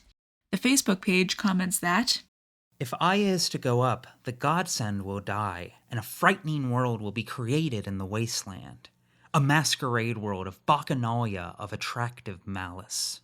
But she isn't accidentally an asshole. She seems to have some other plans going. During 2 conversations with the spirit, she refers to someone she calls her mistress. And while she never specifies who her mistress is, it immediately seems obvious that she's referring to Echo. Right after she gives us a glyph, she says, "And don't listen to my mistress either. She's a bit insane. Who can be called the one in this place? So yeah, Echo is the sister telling us to find the one, so it sounds like Aya's mistress is Echo. Makes sense. The Facebook page calls Aya Echo's servant, after all, so that's settled. Let's listen to the second time Aya refers to her mistress. Protect my mistress. When you see that she's to be next, kill her brother. Hold on. So, now it seems like her mistress is literally anyone but Echo. Echo doesn't have a brother and therefore cannot be subjected to the witch trial. What the hell? Who else refers to the one like that? Okay, so... hear me out. Only one of them, the strongest one, will let you perform the rite of devotio. Did you find out which one? Yanni is considered by some Void Dwellers to be a two-headed freak. Could this be interpreted as insanity? And Yanni definitely can be killed during the witch hunt. We accuse this sister of intent on the Creator's life. We will subject her to a trial and test her for heresy. She uses the term the one here to refer to the color that she mistakenly believes will kill the other sisters when the time of ascension occurs. I've never been magically chained to servitude by an ethereal being, but imagine that calling such a being insane is kinda considered a no-no. And right after giving us a glyph, no less. In context, it seems like she's ingratiating herself to you right before putting down one of her competitors, but this is contradicted when she explicitly tells us that she has no desire to ascend, and it's not exactly like she wants us to like her. Go, and give her your true heart. I'm not for you. If her mistress was Echo, who clearly wants to see the surface, she wouldn't tell us not to listen to her, or call her insane. They should be on the same page. But Yanni is the only sister who has made it extremely clear that she does not want to ascend. If Yanni is Aya's mistress, telling us not to listen to her mistress is the same as telling us to send Yanni up. I told you this was going to take some detangling, and it's about to get a lot more difficult, because the Facebook page paints a picture of an even more complex relationship between Echo and Aya. The page tells us that Aya is trying to convince the hero that Echo is his enemy. This particular aspect of Aya never makes it into the void, but Aya does tell you that you shouldn't worry about saving anyone who isn't her mistress, because... there isn't a real sister among them. Your one and only is already dead, and all that remains is her dried-up shell. Fuck you, Aya. My god. See what I mean? Anyway, according to this commentary, Echo knows that Aya is turning the spirit against her, but continues to work with her. They remain reasonably friendly, and there's an implication that the two are still working toward the same goal. This matches with their goals in the Void. They do essentially work toward the same end. But while Echo is concerned with the truth, the one being sent to the surface, Aya says that there is no one, and the spirit should just do what he wants, so long as her mistress survives. This is just about the only way I can see these diverging threads of story actually making sense together. I think it ties together their dialogue and the supplementary materials pretty well. I also think it adds depth to both characters. Aya is supposed to serve Echo. This was apparently the dream of the creature. But Aya doesn't see herself that way. She believes that she serves another sister. Echo, for her part, is concerned with correcting the sisters to make sure the spirit understands the importance of his choice, and makes no mention of Aya, not even to tell you to disregard what she says. Maybe Echo wants Yanni to ascend, maybe not, but the fact that they seem to have this working relationship is compelling. Why have a servant and a mistress in this dream space anyway? Were they conceived that way by the creature, or was this hierarchy somehow imposed upon them by the brothers? What does it mean for one dream to be subordinate to another, and for such a dream to rebel against its master? Echo aims for truth and the realization of destiny, while Aya contests that there is no truth. Just what the spirit wants, just what she wants. Silver and Violet fight over the purpose and utility of truth. Arguably, Amber and Crimson are also too similar and yet mutually exclusive, just like Silver and Violet. Both colors are active to the exclusion of being thoughtful. Think of the kshatriya who does their duty because it's simply their dharma, their way, and the artist so wrapped with inspiration that they paint over everything with no regard for preservation or rest. And yet, there's a pretty clear dichotomy there too. Is the action a form of bloody reckoning or creative realization? Is it a duty or is it a joy? I feel that Echo and Aya are one dream that cannot be. The purely theoretical, the perfect and measured ideal that refuses to be contained by less than perfect means, and the impulse to create but with no vision about what that creation ought to be. Neither lives in a chamber, you just have to find them wherever they pop up, which makes them difficult to become attached to. And sometimes they interrupt you while you're in the middle of a very hectic cycle to throw insults or mystical ramblings in your face. They won't descend to the surface in a vast majority of playthroughs. Some dreams will never actualize. They're meant to roam around this void, flitting around for attention, making demands, but resisting form and content, until they die. Most dreams are roamers, notions that we can just barely glimpse at while our eyes are focused elsewhere. The dead sisters talk to me all the time. There are two sisters who don't appear in the game, about whom we know very little. Their names were Ino and Ani. They are mentioned in passing once or twice in The Void. Annie died. We're dying, one after the other. Ino died. Do you know who else is still alive? But other than that, they're just not here anymore. And that's a real shame. Each sister has an epithet ascribed to them on the Tension website, all except for Oli and the Kind Sister. Ino and Ani are the powerful and the clever, respectively. Most references to Ino and Ani are removed from The Void, so I am at the mercy of the Tension website and the kind folks over at the fandom wiki to fill in the gaps of the original. Ino the Powerful was the sister of Montgolfier. He trusted her more than most brothers trust their sisters. Perhaps her domineering personality simply overwhelmed him. Either way, no one stopped Ino from speaking to the voice of color. Presumably, it seduced her with the same promises it makes to the spirit, speaking of eternal, radiant life with limitless color and freedom above. Powerful beings find a way to bend reality to their will, even if it isn't wise. And so, Ino attempted the breakthrough, and Ani the Clever was the one who performed the rite of devotio for her. Out of curiosity, what do y'all think Ino and Ani's colors might have been? I'm just very curious.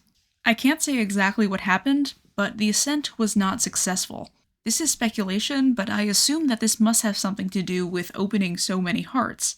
From what we can see, there are a few options for getting and opening hearts. You can find them, take them from a being, such as a brother or a sister, or they can be opened inside you when they're given enough color. Ino and Ani must have been quite determined, and whatever actions they took couldn't have gone unnoticed for long. The two were caught and executed. I should say, execution has a different meaning in The Void than it does in our world. Often, brothers tell you that they're plotting to execute you, only to immediately say that they hope you change your ways. Execution isn't permanent. Oh, what have you done, young one? Prepare for the execution. I don't recommend you to run away. Better resist. The fighting skills will turn useful when you become one of us. Instead, beings are flung into the nightmare, where spirits decompose after death, and that isn't necessarily a, death sentence. Montgolfier, for instance, was executed after Ino's rebellious act, thrown into the nightmare because he refused to punish her. And look at him now. The nightmare is a place where unimaginable horrors twist and corrupt the being's very essence, agony transforming them beyond recognition. This could lead to absolute death, but a being can ascend from the nightmare.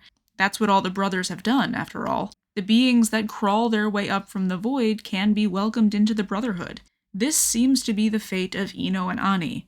They were flung into the nightmare and became brothers, which of course opens the possibility that all brothers are the unrecognizable derivatives of sisters. Yeah, hi, it's me again. Is sisters turning into brothers good or bad transmasculine representation? Uh-huh. You don't know what I'm talking about? You've told me to stop calling you several times. You're getting a restraining order. You're tired of me repeating everything you say with an upward inflection so I can pretend I have enough friends to make this joke even though you don't exist. Got it. Okay. Bye. Love you. Do you love me? This is gonna take a while. I'm sorry, guys. Cut away. Transness is actually a better allegory than you might think. There's that quote by Ire that I use as a linchpin for my understanding of this dream fear allegory. Because when a dream withers, so does the fear. Ire seems to invite a binary understanding of sisters and brothers through her language, but is a void composed only of dreams and the fears that chain them? When I was a kid, I really wanted to go to outer space. If there truly are space kids and dinosaur kids, I was a space kid. I loved the darkness. I loved the aloneness. I loved stars and planets and alien terrains. I got a little older and I started dreaming about space, and I love that even more. But the love was a bit complicated now. I dreamed of being flung into the outskirts of the universe, or pulled in by the awesome rippling gravity of strange planetary systems. Beautiful dreams that felt dangerous but right, somehow filled me with an understanding of myself that I can't really access when awake. But sublimity always has that innate fear to it, and the fear transcended into my waking life. In the real world, fears of becoming lost or plummeting down to earth became a bit more grave. I began to imagine a fatal plane crash anytime I flew anywhere, and even climbing, something I did on instinct as a child, became fraught with ideas of instant and irreversible death. In 2023, I was climbing a ledge about 5 feet off the ground, trying out a stupid stunt while doing some urban exploring with friends, and I lost my grip. I fell 5 feet and broke my ankle. I needed surgery, and I felt, for the first time, the genuine fear that I might go to sleep and not wake up.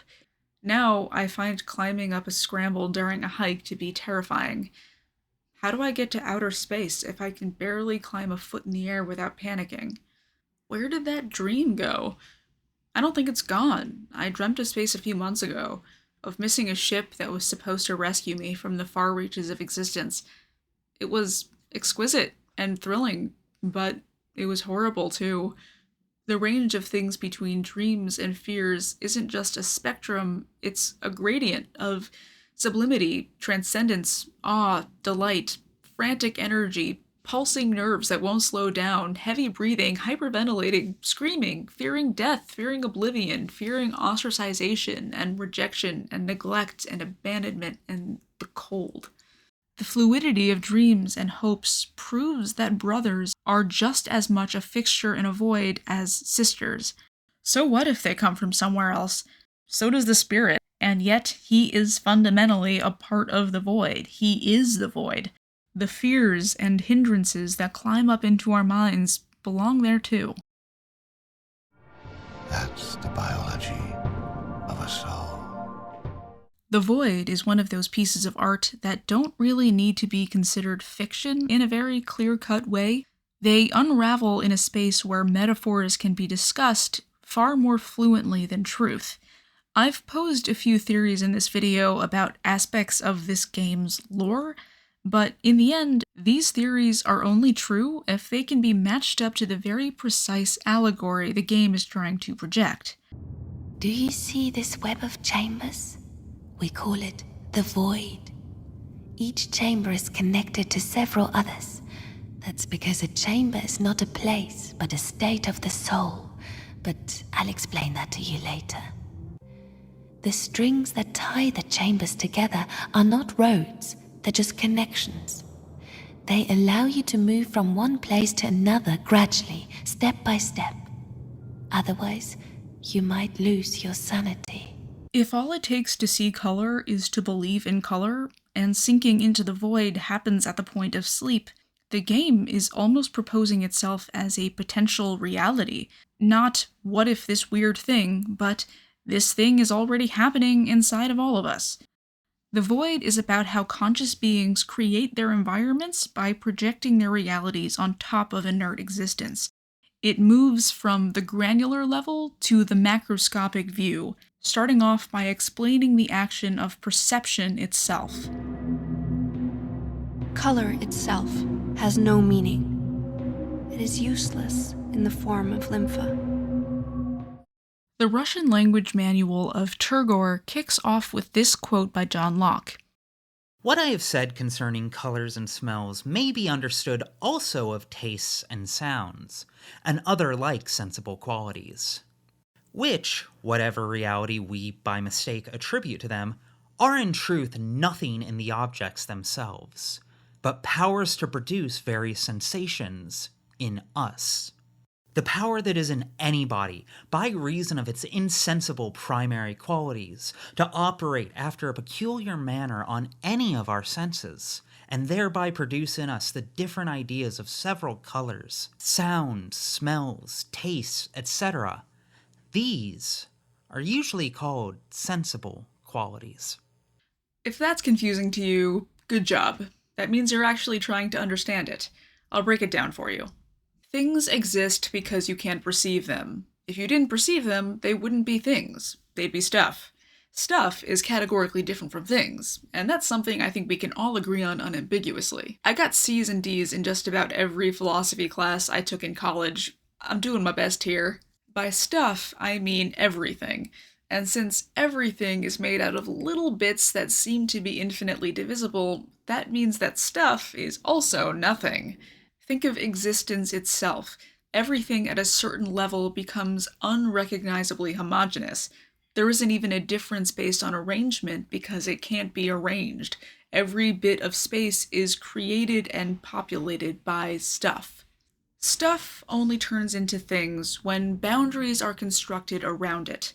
These boundaries aren't naturally occurring, they're constructed in our own minds when we perceive and think about things. Every time I perceive a pillow, I classify it. After 30 years of training my mind in the art of pillow perception, I no longer look at a pillow and think of it as a soft object with a vaguely rounded shape that I can use to make my futon more comfortable. I just think of it as a pillow. Considering that I'm literally just holding a mass of fibers made of molecules, made of atoms, made of quarks, made potentially by string, it's kind of weird that I'm perceiving a unified thing with which I have literal decades of mental and emotional experience. The stuff has been thingified through transformation in my brain. The Void and Tension are largely concerned with this process of thingification. Color in the Void is almost completely arbitrary in all ways except in how they characterize their sisters. Sisters don't give a shit about arbitrary color, the Lympha homogenously found in trees, deposits, fireflies, predators. They care about Nerva, the stuff that passes through you, receives voice when you take it in. I will give you the power to control time. And takes a little part of you with it. Again, from the Tension website, color becomes yours when it can no longer be torn out of yourself without pain. As if it were a whip of still pulsating nerves. Sisters only care about color when it's been passed through a being that can actually process it, thingify it. Many of the brothers and sisters want you to believe that the colors are distinct and don't like each other, but that doesn't seem true, at least not to players of the Void. Yes, some colors can do more damage to particular opponents or might be more effective at a particular task, but, if we're being honest, the experience of playing the game creates the impulse to just stick to 2 or 3 attack glyphs and throw whatever color you have on hand at your opponent until red line turns see-through. In fact, while color will often announce which of them is speaking toward the end of the game, if you look in your journal, all color is seen to share the same dialogue. The sisters directly hear the voice of color, and so does the spirit. But from where do the brothers get the idea that colors don't like each other and need to be handled correctly? Well, we really only hear one brother say this, and it's Caterpillar. Lympha of any color is precious. You must listen to the will of every color and combine colors carefully, as they do not like each other. In the original game, Tension, Caterpillar is revealed to be a slightly more curious figure than the other brothers. He introduces himself as a hard-ass, but he comes off as too showboaty to really seem intimidating. I am Caterpillar, your mentor, and you are nobody, yet. He's basically the only other character that can intentionally crack a joke, and it's more of a mean-spirited one than Ailey's. What do you need all these hearts for? What are you going to do with them? Juggle them? Teach them to sing in harmony? He learned how to use color to ascend to the void from the nightmare, while the other brothers just found it shocking and strange. He even acknowledges that the sisters know more about color than the brothers do. However, he still can't trust the sisters because they have a sinful relationship with color. They coax their brothers to give them more than they need to survive, and so their words cannot be trusted by the righteous. But Caterpillar makes a fundamental error in his thinking. Color on its own has no meaning. His sister, Ima, tells us a bit more. Color itself has no meaning. It is useless in the form of Lympha. Yes, it can quench your thirst and give you a feeling of happiness and joy, but that's not the point. The brothers praise Lympha of color for all the wrong reasons, without understanding its essence. Just taking in color to be as stagnant inside you as they are out in the world is useless. It needs to become something else through the natural processes of the spirit. It needs to become nerva, like the nerves in your body, which are extensions of your brain, extending your consciousness past your mind to interface with the world outside. Nerva takes on the qualities of the spirit and turns the color into a thing, not just stuff. Opening your Soul Obscura for the first time, the Kind Sister explains to you that you collect Lympha into your memory. What you take is on the right. It's your memory. Lympha of color is kept in it. What you can give is on the left, your palette. The color that sprouted inside you into forbidden nerva. To tame color, you must transform it through a beating heart. Let's turn back to John Locke. The quote we started with comes from John Locke's essay concerning human understanding, which is entirely too long to be an essay, and John Locke should be ashamed of himself for trying to cover up how long this thing is by calling it an essay. Someone get Stephen Moffat on the horn because the John Locke conspiracy has gone too far. I've been sitting on that joke for almost 10 years. Anyway, John Locke's essay focuses on knowledge, where it comes from and how it gets into our minds. There's no such thing as innate knowledge or forms. Information comes to us either directly through our senses or memories of sensations. Therefore, memory is the uncharged, raw stuff that we use to build our ideas, and through testing our ideas empirically, we can glean some knowledge from them. The stuff becomes thingified through passing through our minds and into the outside world. Therefore, something like a snowball does not innately possess the qualities of being cold, white, and round. Our bodies, equipped with skin and eyes and nerve endings, give the snowball its coldness, whiteness, and roundness. When you bring Lympha into your memory, it leaves an impression beginning at the moment of contact, often whispering to you when you touch it. I will give you the power to control time. Through the natural processes of our hearts, the color takes on different qualities and becomes a bit more elaborate. We get to know it a little bit better while it's in our hearts. Amber races through us and builds in our palate with combustive excitement. Azure makes our time in the chambers infinitely more bearable by helping us walk faster than half a mile an hour. Gold creates trust in the sisters, and they receive our gifts with more favor.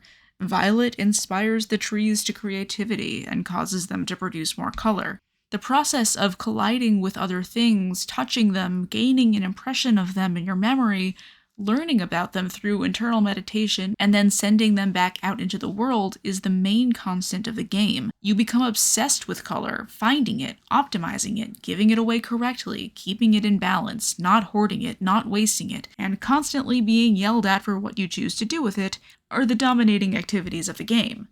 So, why? The game fixates on the process of gaining experiences, coming to understand the nuances of these experiences, and then interacting with the world in order to prepare you for a movement, up or down. There is no standing still.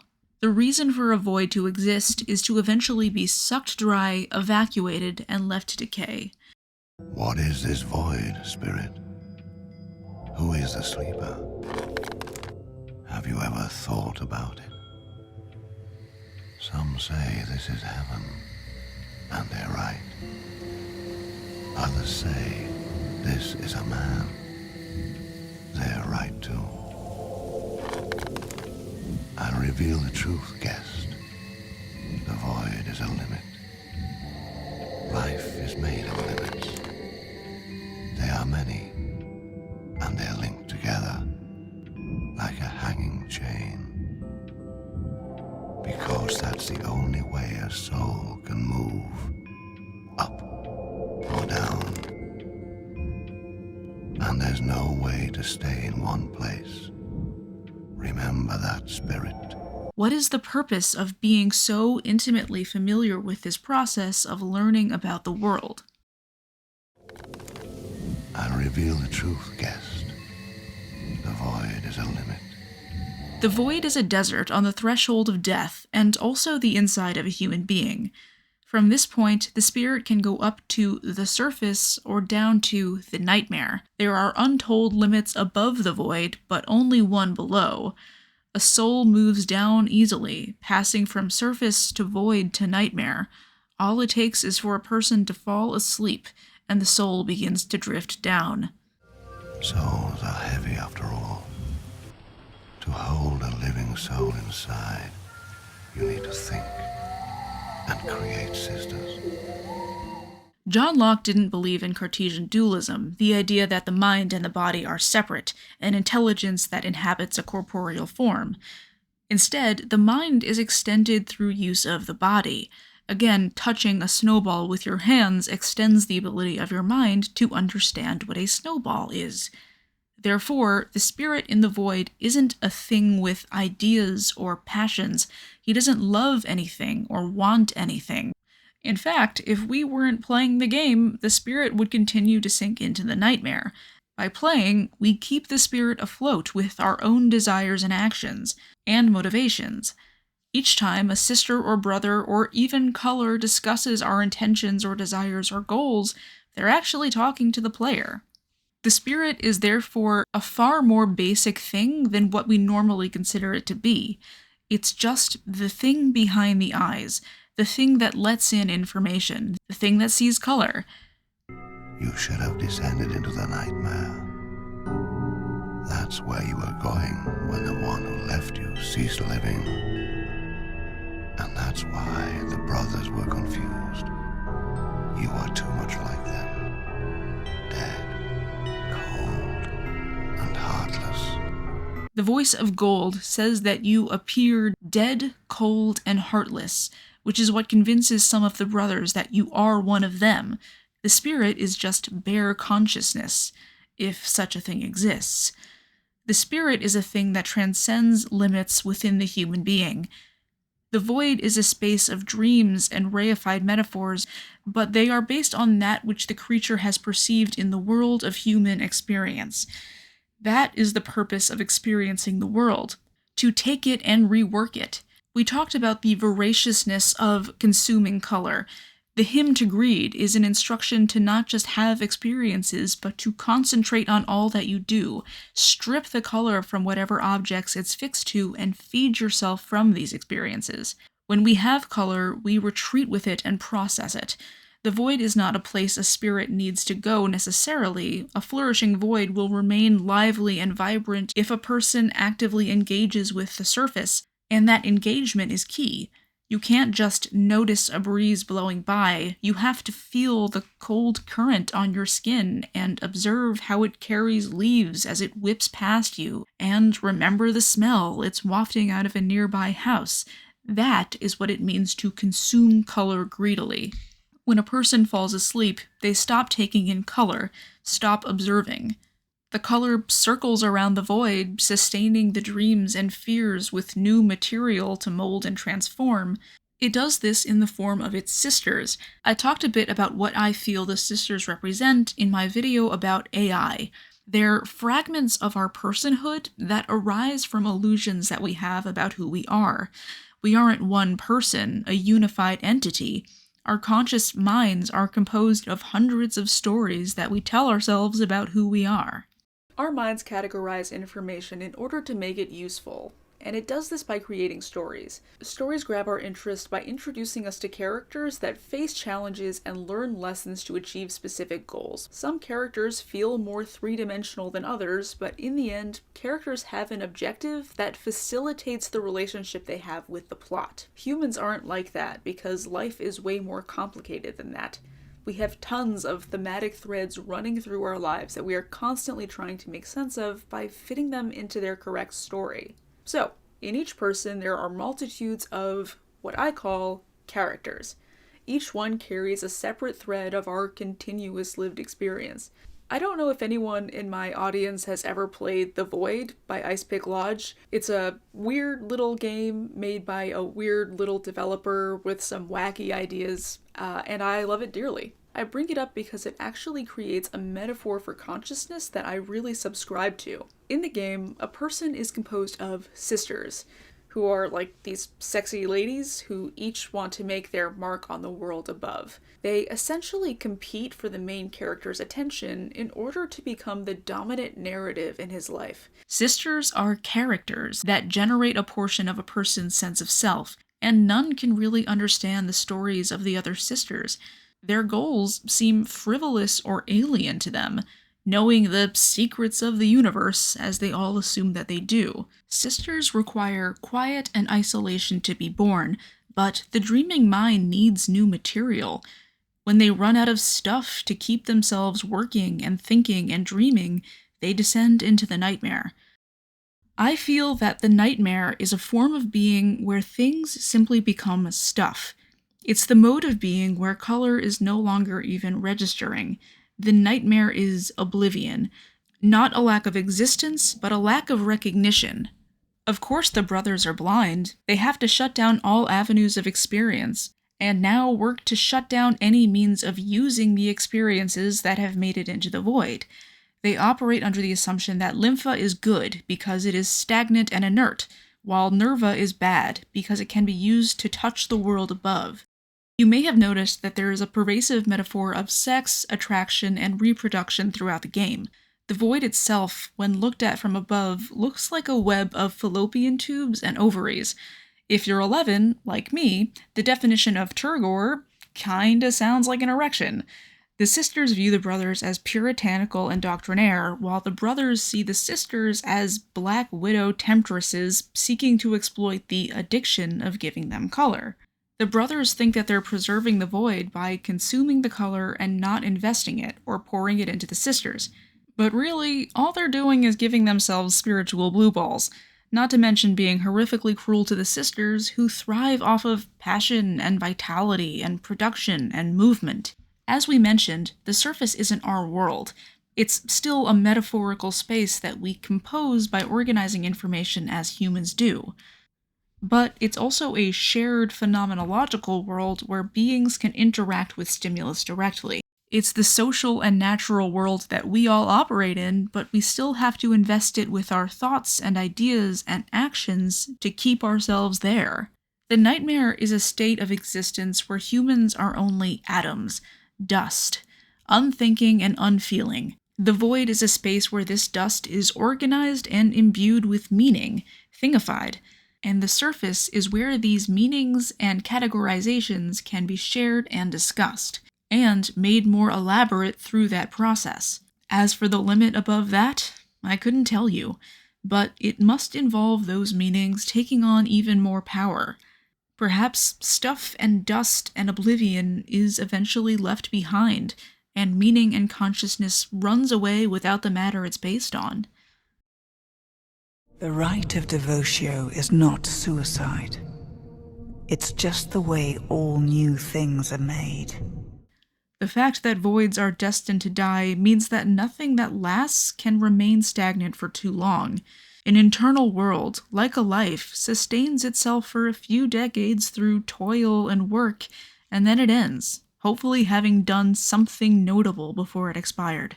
Icepick Lodge has this fixation on work and struggle. Convenience is poison. One must accustom themselves to pursue any intention as soon as it appears, regardless of difficulty. Otherwise, one burns out, gives in to doubt, starts fearing oneself. The bolder the dream, the more surely it becomes dust when the moment is lost. This is borne out in the mechanics of their games and in their stories. The Void's gameplay is often about throwing the same shit at the wall a million times until you break through, or in the case of the monsters, simply waiting for absurd lengths of time for beings to die while dodging petty predators. The resource management of the Void is certainly less intricate than that of Pathologic, but it still forces you to weigh through your options and struggle with doubt. Should I let the gold build up in my palette to unlock Ire's heart, or would it be better to leave it as Lympha so my amber can make a greater impact? I know I should be getting as much emerald into my palette as possible, but I really need to fill my hearts with azure if I'm going to beat the brother to one of my gardens before he wrecks all my shit. If you don't plan carefully, you'll never have enough color to achieve your goals. If you plan too much, you'll run out of time. There simply isn't enough of it to be thinking 10 cycles ahead. Sometimes you'll even consider letting a sister die just to save color. The most agonizing decisions are the ones you care about the most. Do you want to just get to the next plot point already, or do you want to go back and make sure you've done things right? Have you decided to take the short path back? Don't rush things. All of the easy ways only lead down. Or haven't you understood anything? I told you that the Void tips your hand regarding who they want you to ascend to the surface, right? Well, it's the kind sister. Yeah, I told you that she died halfway through the game, and that's true. And so, within the last 5 cycles of the game, the spirit must perform the rite of devotio on the tree that sustains her. This summons her back from the nightmare. The spirit must then refill all 4 of her hearts and enter Turgor again. That is what is required to send the kind spirit up to the surface. The easiest way, save for simply running out the clock and triggering the brother ending, is to perform the rite on yourself. You don't even have to open anyone's third heart to do that. And you're the sleeper anyway. Of course you should ascend. That's a simple determination. No brain power required. It takes more mental effort to choose a sister, and even more effort to think of a way to bring the kind sister back. You might even be able to return the one who left of her own will. Go, Wanderer, and cry soured tears over her grave. Go, and give her your true heart. I'm not for you. Don't, my love. What would it help? I don't need anything from you. Don't worry about me. See, I'm together with the tree that grows above, and as long as it's alive, I'll be fine. When you approach the sister for the first time in the beginning of the game, the tree lights up. After she dies, it goes dark again. It takes a bit of clever thinking and a whole lot of determination to drag her back from the nightmare, and it doesn't even come with a particularly notable ending. The only thing that makes it exceptional is that it's the right decision. The kind sister is called Sister Death as a mean epithet given by the other sisters, but she is the sister brought to the Void to herald its death. She is nameless and can't be bound by the artificial boundaries the other sisters are defined by. She has no brother. She is without limitation imposed by fear, and can't even be threatened with the fear of death because she is willing to die. Her colors are gold and emerald. Gold is giving and emerald is consuming. She is perhaps the only sister who can understand the true nature of color, to be consumed, guarded, squirreled away until overflowing, and then given away unreservedly all at once. She literally does that. The rite of devotio is one of a few ways that a mortal can die. One can dissipate into a meaningless mass of stuff without the will to hold itself together, or they can accept that their body will die and send themselves off in a brilliant flare that can be felt in physical reality. That's not suicide. We're told so by our girl Ailey. It's creating an experience like that which fed your mind throughout life, both so that you can feel it in its most actualized form, and so that it can be seen and felt by those who come after you. As a writer, I think of wanting to write a story that outlives me, but that's the wrong way of looking at it. A murderer could just as easily make an impression on the world with banal violence. It can't just be a thing that you make, or an act you perform, or a person you give birth to. Whatever you send up, it needs to have every drop of concentration and strength and thought and care that you have gathered inside you supporting it. It must be something you simply cannot fathom, allowing to die with the void. If you're not looking at the video right now, would you mind just switching tabs for 1 second? Just 1 second, and then you can go back to Stardew Valley or whatever you're doing. If this video has had any effect on you whatsoever, I'd like you to do something for me in exchange. I want you to think about one dream that you have that hasn't yet left your void. Anything at all. And then I want you to do one thing that brings you a little bit closer to sending that thing up to the surface. Write a poem in a public bathroom stall, plant a seed, be kind to someone, whatever. And whatever it is, I want you to focus on doing that task as well as you can. Don't hesitate and overthink, but don't let your mind wander too much. Spend 5 minutes giving that thing every bit of care and devotion that you can muster. And if you like it, maybe do it again tomorrow. Or don't, you know? I'm not your dad. Excuse me.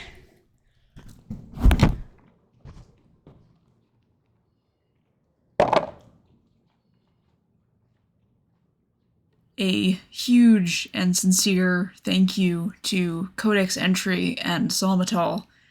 Codex Entry lent her voice to the entries from the Void Facebook page, as well as the Tension website. I really enjoyed her work there. I appreciated it. And Solmatal read Porphyria's Lover. I think she did a beautiful job. Really brought that poem to life, and I really appreciated them being a part of this.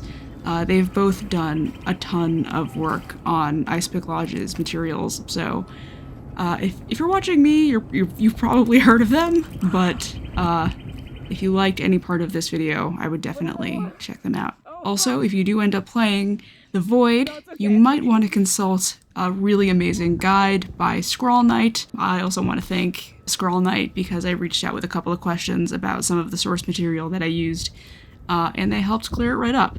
I also want to thank Teresa Paul, who did a really beautiful animation for Porphyria's Lover.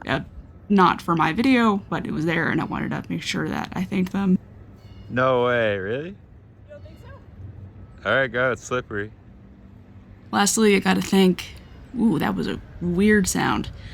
Gotta thank my little broski, Max, whose thumb you should be seeing around now. It's a beautiful thumb, as you can see. And he really helped me with the ending here. I was anxious about, showing off my fears, and he was very compassionate, and he came up with that amazing idea to have a second camera angle. So thank you to Max.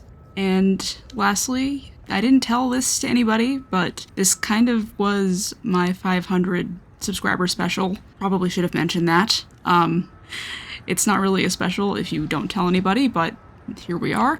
Thank you for helping me reach that milestone. It really meant a lot to me, and I appreciate everyone being here. Yeah. Goodbye. Alright, it's gonna be recording for a while. Yeah, I think so.